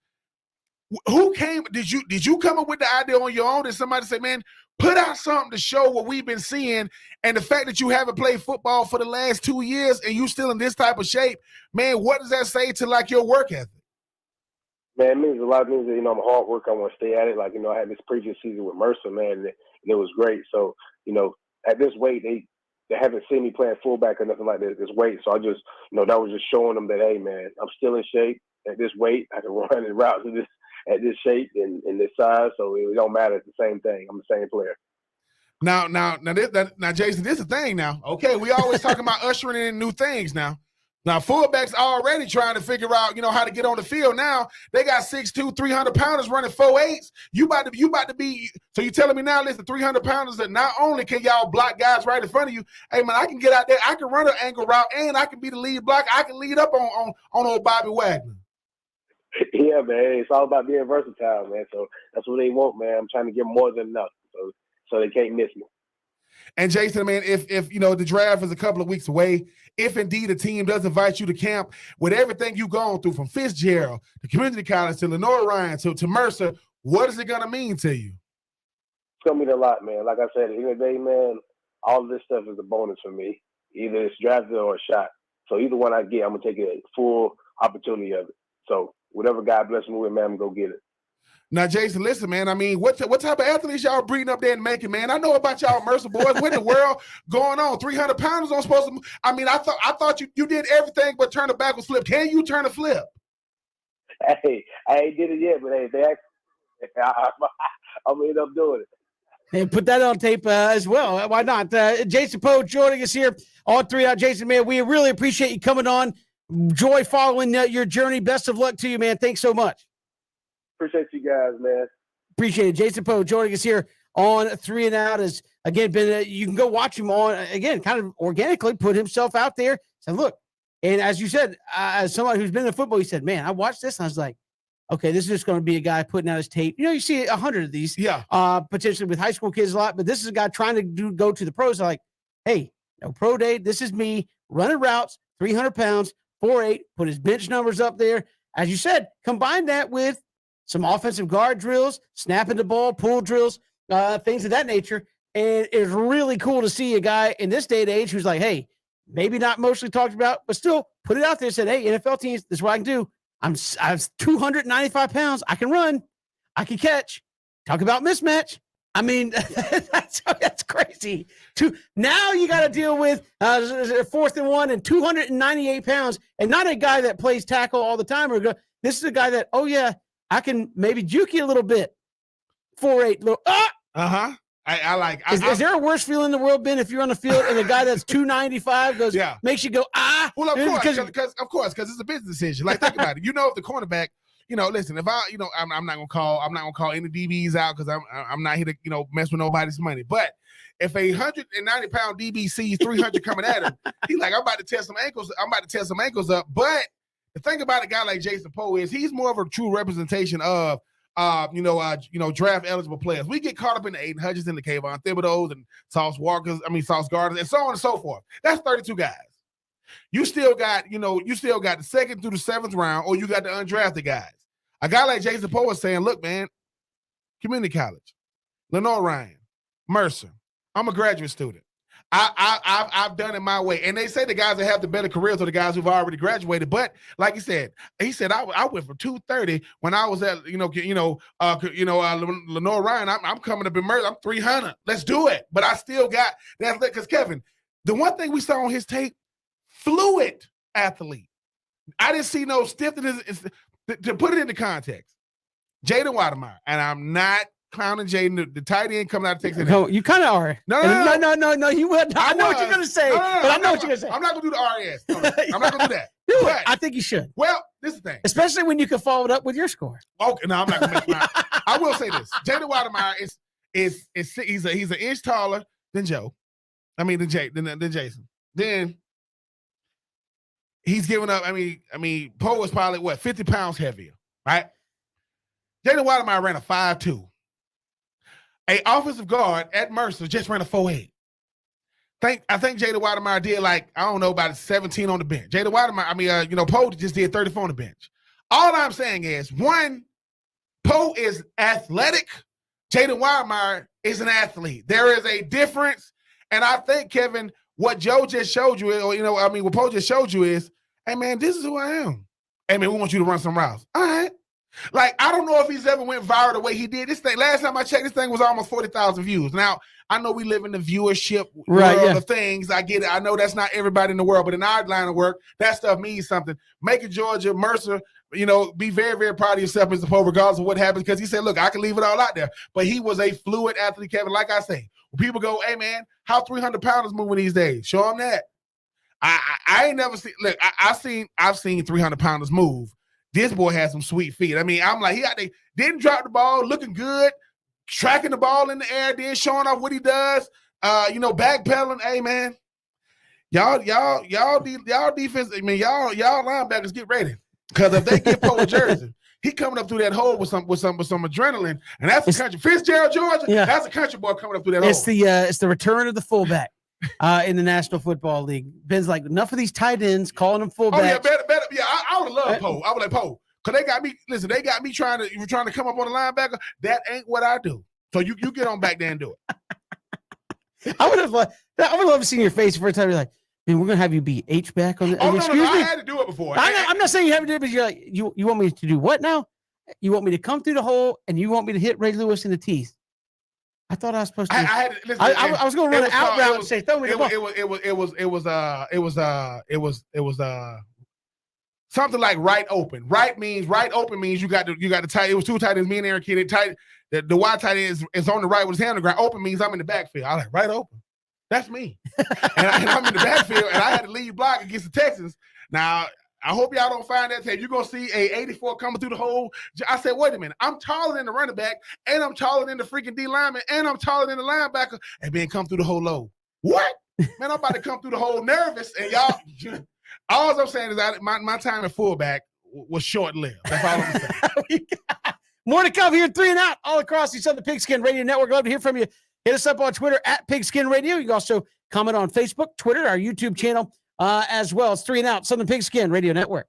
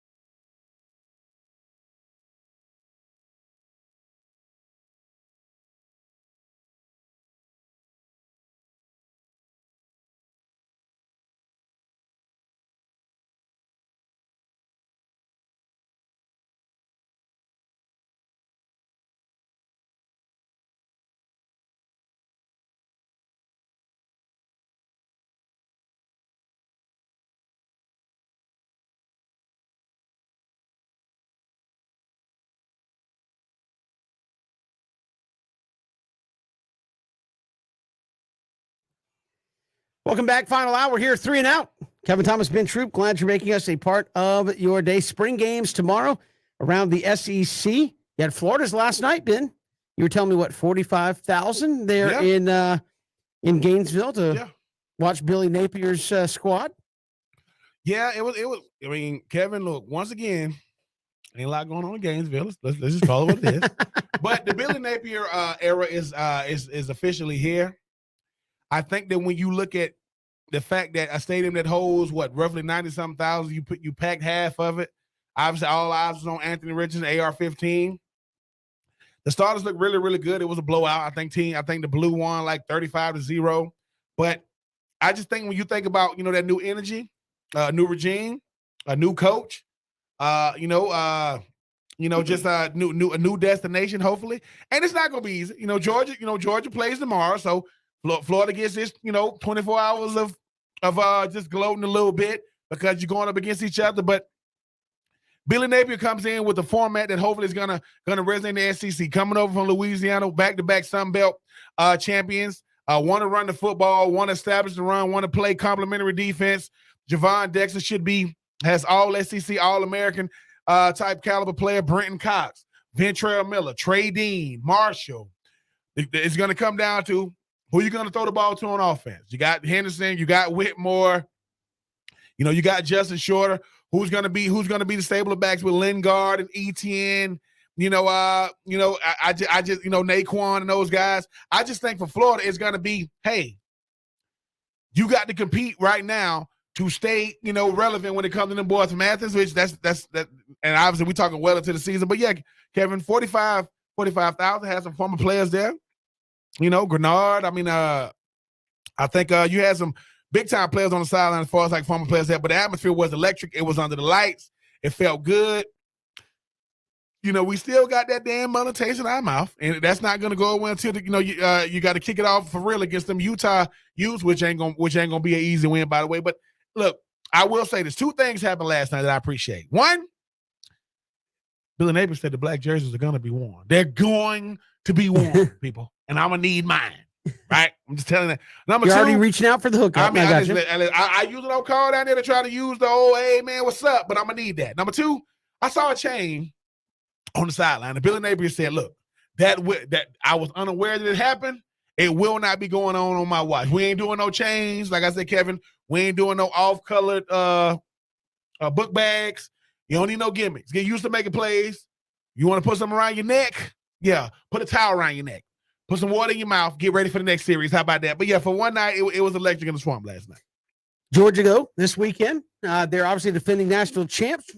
What are we looking at there? Because they're got a lot of new faces. A number of the guys that are gone are going to have their names called in 2 weeks in the draft, and so rightfully so. But what are we looking at spring? I know Christian said, I just want to see Georgia injury-free. That's a weak take. I mean, everybody understands that.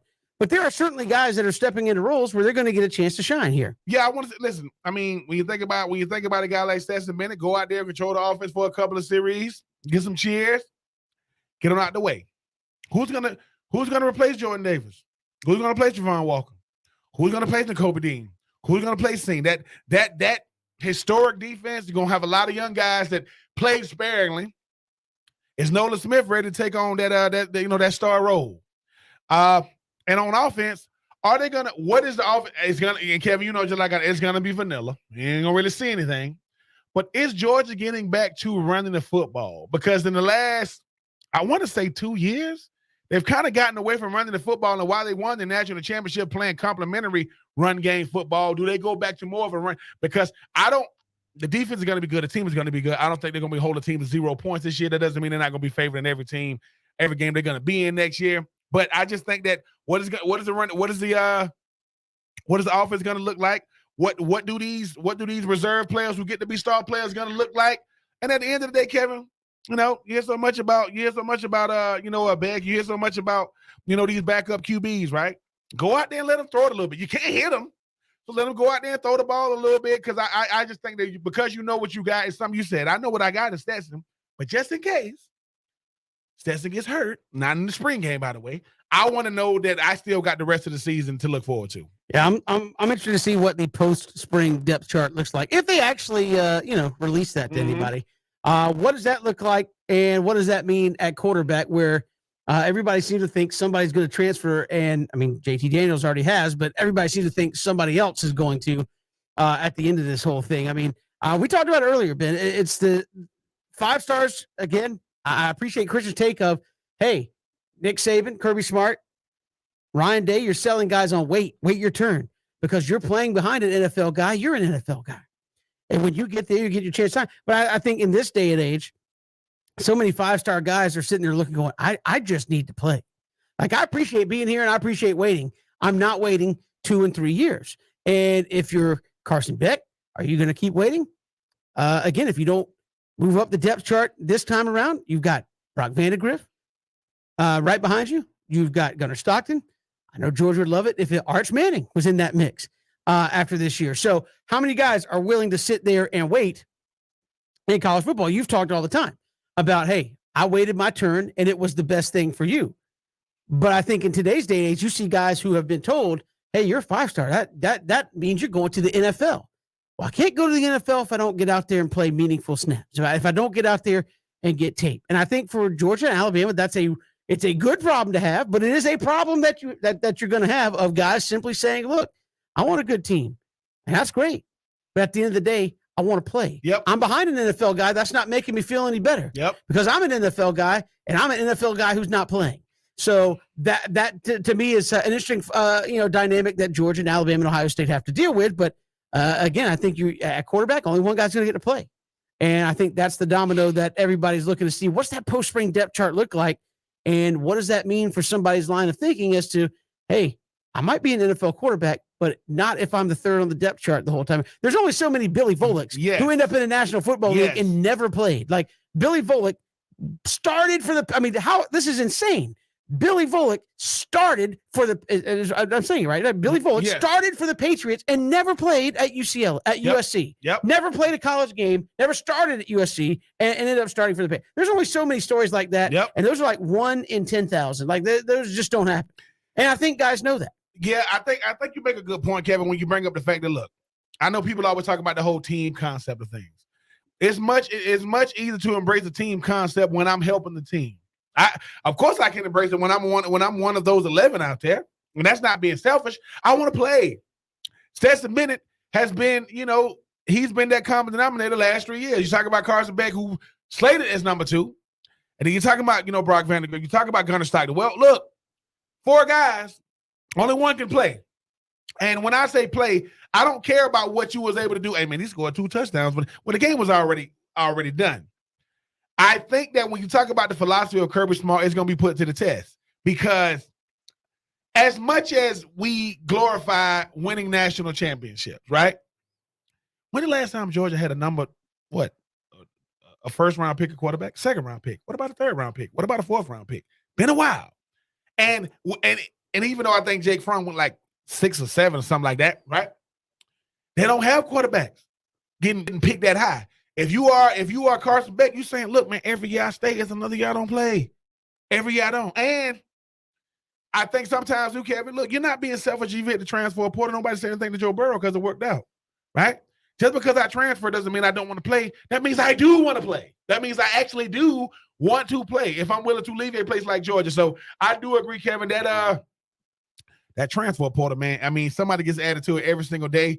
Coming out of this game, because coming out of this game, there ain't going to be no more reason to lie about it to these quarterbacks as far as like how they're going to be used. And if I'm coming into this game and I'm going to this game number 2 and I come out solid number 2, I feel pretty good going to the season. If I go into this game number 2 and I come out number 3, maybe even number 4, because guess what? Arch Manning, he's coming. He's coming in 2023. And if I ain't getting no burn now, and just say in 2023, Arch Manning decided to go to Georgia, you don't think he's finna jump some people? All right. The politics, people, and I am not getting political. I'm telling y'all, it looks like all fun and games. If Arch Manning decides to go to Georgia, all of a sudden, well, Arch Manning is going to be number 2 going into the spring. What? It's a business decision, and I want to give myself the best opportunity to let my NFL dreams come to the forefront. Even if I don't go, I can't do that being a backup. Sorry, I play with Billy Volek. And when Billy Vogt, you know why Billy Vogt started in New England? Because he was getting ready to start in Tennessee. The opening week in 2006, we had just came out off the field from. It's Wednesday. We just came out the field from the walkthrough. We finna put on our stuff to go out on the field to practice. They are scratching his name off his locker while we were going through walkthrough. He was being traded to San Diego. That, ladies and gentlemen, is the league. I mean, Billy goes, wait a minute, man. Like, what? and listen. And next thing you know, and literally, they didn't tell him. They let him go out there. They didn't say we're going to need you to stop practicing right now? No. So what you do is in the NFL, right before you go out on the field, you do a walk. You do like a quick little walk to get your mind kind of ready to go for what you kind of like a pop quiz. Get your mind ready. You come back in, you chill for a second, you go get tape, you go out there on the field. And all I'm saying is, we come in, we're like, why they taking his name off his locker? Oh, he's been traded to San Diego. And listen, and that was so the last time I talked to Billy when we was out there doing walkthrough.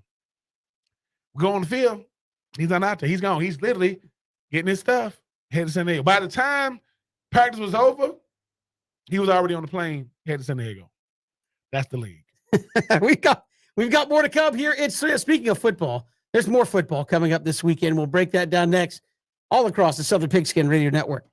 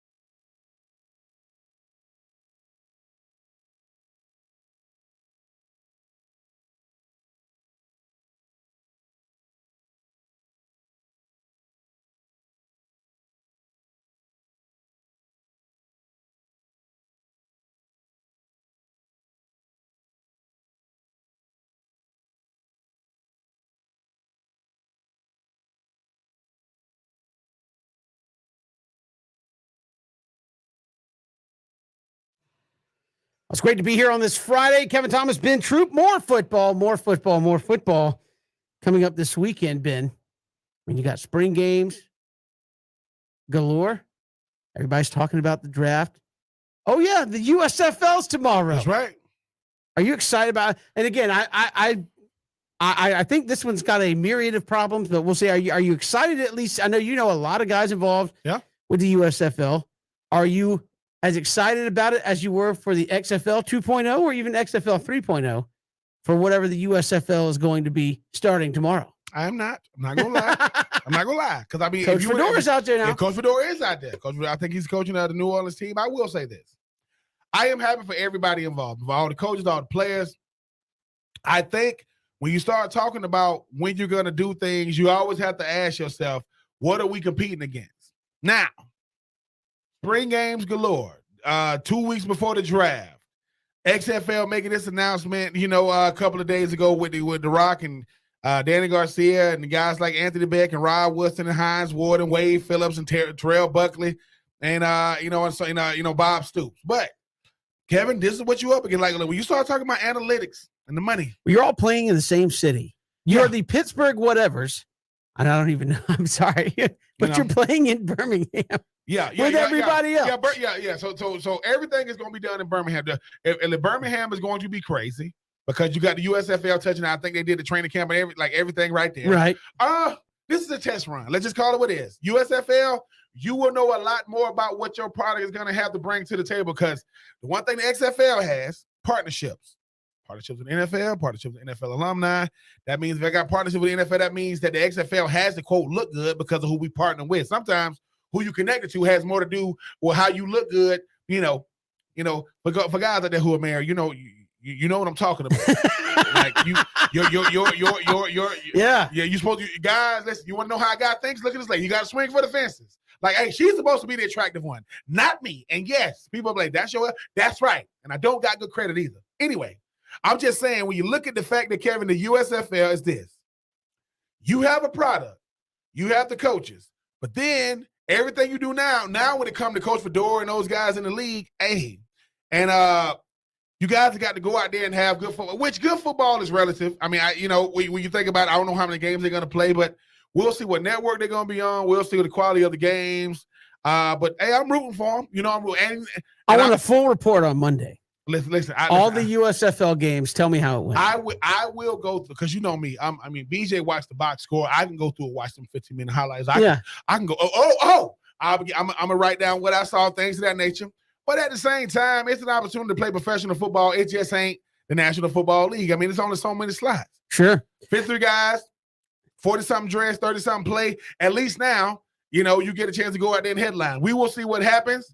I'm interested to see how it goes because, again, so much of football that makes it fun. I think that was the cool part about the XFL and its short-lived return before COVID took it out was you had the DC Defenders where they're up there making beer snakes with cups and all you're literally playing all the games in the same city. So it's like, hey, you could call yourself whatever. You don't have to be the Pittsburgh. I know there's plans to move into the cities after the season, but I mean, let's be real. I think we all know the XFL is going to be the secondary league, especially as you said, you're partnering with the NFL. But I'm interested to see what kind of innovations they do to make it interesting. Again, I don't think you got to be crazy. I don't think the XFL was crazy in some of the things they did last year. It was different. It wasn't the going for 1, 2, or 3 after a touchdown was different. But it wasn't something that was just totally over the top and people got into it. So I'm interested to see what they have. Again, I'm thinking anything with The Rock behind it is probably going to be successful. Pretty much. And that's the XFL right now. So, we'll see. I just thought it was interesting that, so much has been made about the draft, the spring, and you're like, oh, yeah, by the way, football's back. It's the USFL. I will say this. Okay. When the USFL decided it was coming back, right? I don't know who the commissioner is. They very fast-tracked it, really. I mean, but I turn on, I said, next up on, ESPN, you got The Rock. Danny Garcia. Okay, who was in the Super Bowl this year? It was The Rock. Who's one of the biggest superstars on the way? It's The Rock. It's like they got the face recognition. They got the name recognition. They got that. But The Rock goes, well, if I'm going to do it, I need security. I'm a partner with the league. What? I'm a partner with them. And I'm a partner with the NFL alumni. And this is the most brilliant thing I ever heard. And every single NFL player at the end of the season has an automatic XFL contract. Now, they don't have to sign it, but they have one. That's brilliant because people fizzle out every year. You know who would be in the XFL right now if they was in the league, if they was filling out? Terrell Owens, because he's in some type of little league now. He is. I saw him yesterday. He's in the that 7-on-7. That fan. Listen. I am not knocking Terrell Owens, but what I am saying is, The Rock, when The Rock speaks, hey man, maybe we can get The Rock on the show to come on, talk about the XFL. We had Larry Fedora on. Coach of the New Orleans. I'm rooting for everybody involved, Kevin. Make no mistake about it. I just know that it's easy. It's an uphill battle for it's sure. almost like this. When you the biggest, you the biggest team on the block because there is no competition. You don't know how good you are. And all of a sudden, what's that? That's the XFL. What? They coming. Yeah. And they get a full year. And his brothers behind him is the NFL. Oh yeah, backing him up. So old Roger Goodell. He always want to. No, but I mean, I do think I think the USFL is good in theory. I think they suffered from what happened with the AAF. Is that they fast tracked it. You're trying to get out ahead of the XFL, and again, in the end of the day, the AAF didn't last, and the XFL I think learned from their first time when they came out and it's like, we're going to do this in 4 months. What? We have teams. We're going to get players. Work out. Go. Run. And we're like, the product doesn't look good. Well, that's because they've been practicing for 3 weeks. It's like they're trying to figure out who their teammates are. And then the last time around, I think they had teams picked. They had 6-7 months worth of practice to lead up to the season, and the product kind of reflected that on the field. So, I wish the USFL luck. I'm probably not going to catch too much of it. Yeah, I'm not gonna lie. I'm trying not to be anti every football like Christian is. If it's late, when I say late for me, if it's 8 o'clock, I think there's one at like 3 or 4 in the afternoon. Because I think if it's late and I see something, I say okay. Look, I am guaranteed to watch the highlights. Like I'm gonna do that because I want to see who's who. I'm looking forward to seeing this Kevin. Oh man, he still play. Oh okay. I mean, because look, this ain't gonna be the next Pro Bowler in the NFL, but the USFL. Look, man, y'all better. Sometimes the head start looks like more than what it actually is. The XFL go, no, it's cool. All going out there. Let's see. Because the XFL saying, no, the Rock saying, get all your stuff together. Whatever city we in is where we're going to be playing. And we got 8 teams. There's going to be 8 cities. We not one city. Not one city. Because the thing about the Rock comes with the reputation. He can ill afford to do it.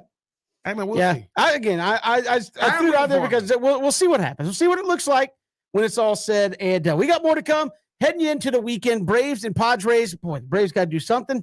Brian Snicker changing it up a little bit. We'll get to that. And when we come back, it's 3 and Out, Southern Pigskin Radio Network.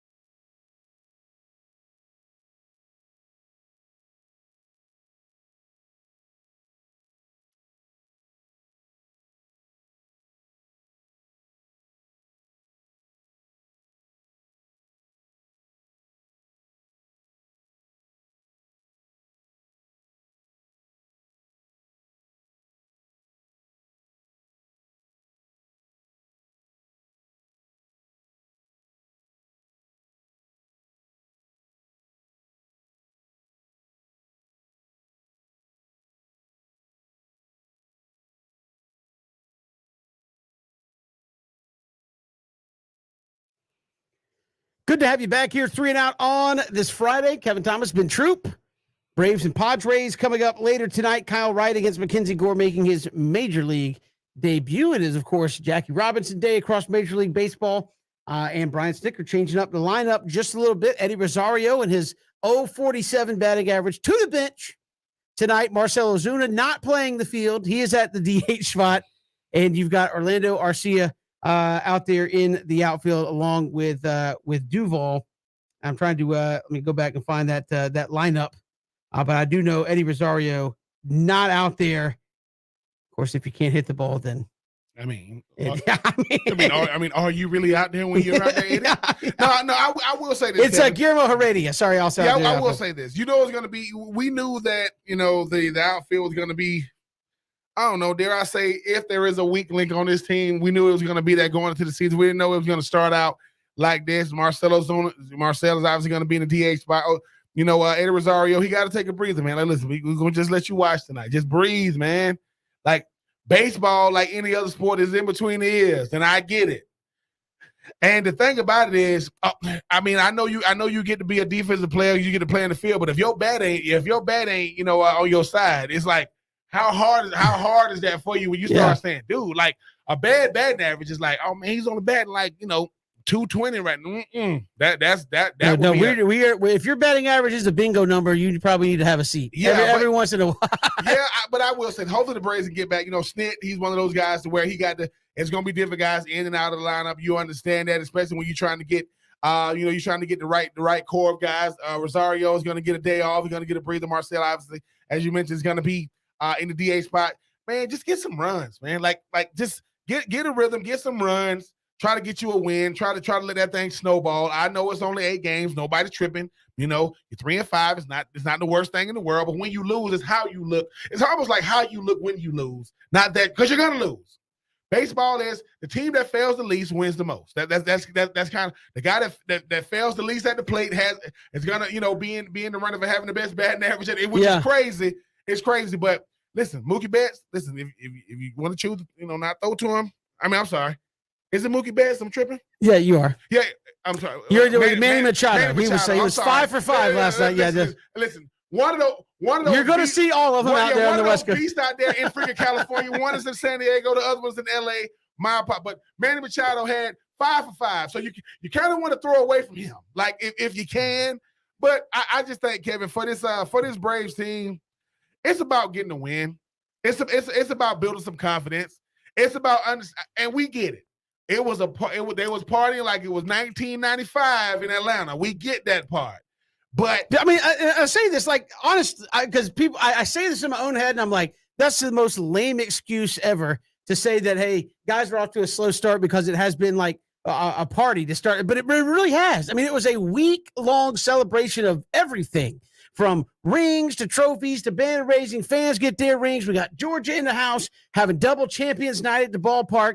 And it finally feels like you've gotten away from all that, and maybe on this road trip you kind of settle in and just say, guys, this is a different season. Like, let's settle in and get to the 2022 season a little bit. I'm not, like I said, that sounds like such a lame reason to say they're struggling because, hey, we're still celebrating the champ. But I do think the way the season started at home, kind of in a rush, some things, and everything the first 6 days in Atlanta was about, let's pat ourselves on the back and talk about the championship, which rightfully so you should. But I'm not saying that wasn't a little bit of a distraction. Yeah, it could have been. I'm not. It sounds lame to say that. I agree. I'm not negating it, but I will say this when it comes to this Braves team. Look, man, it's 8 games in. They're 3-5. If they was 5-3 right now, we'll be saying similar things. This is about nitpicking. This is about going back to the drawing board. This is about figuring out what we can do better. It's really about waiting for 13 to show up. It is. Waiting for 13 to get back is going to definitely be a big boost, not just for the lineup, not just for the field, but just for the morale of the team. Yeah. Sometimes if you down, 13 makes everybody better. He is a top 10 talent. Period. I don't care who you ask. But until he gets back, man, look, he's coming back to a team that's not putting the load on him. He knows it's going. He's learned how to deal with the pressure the last 4 years, so he got that part.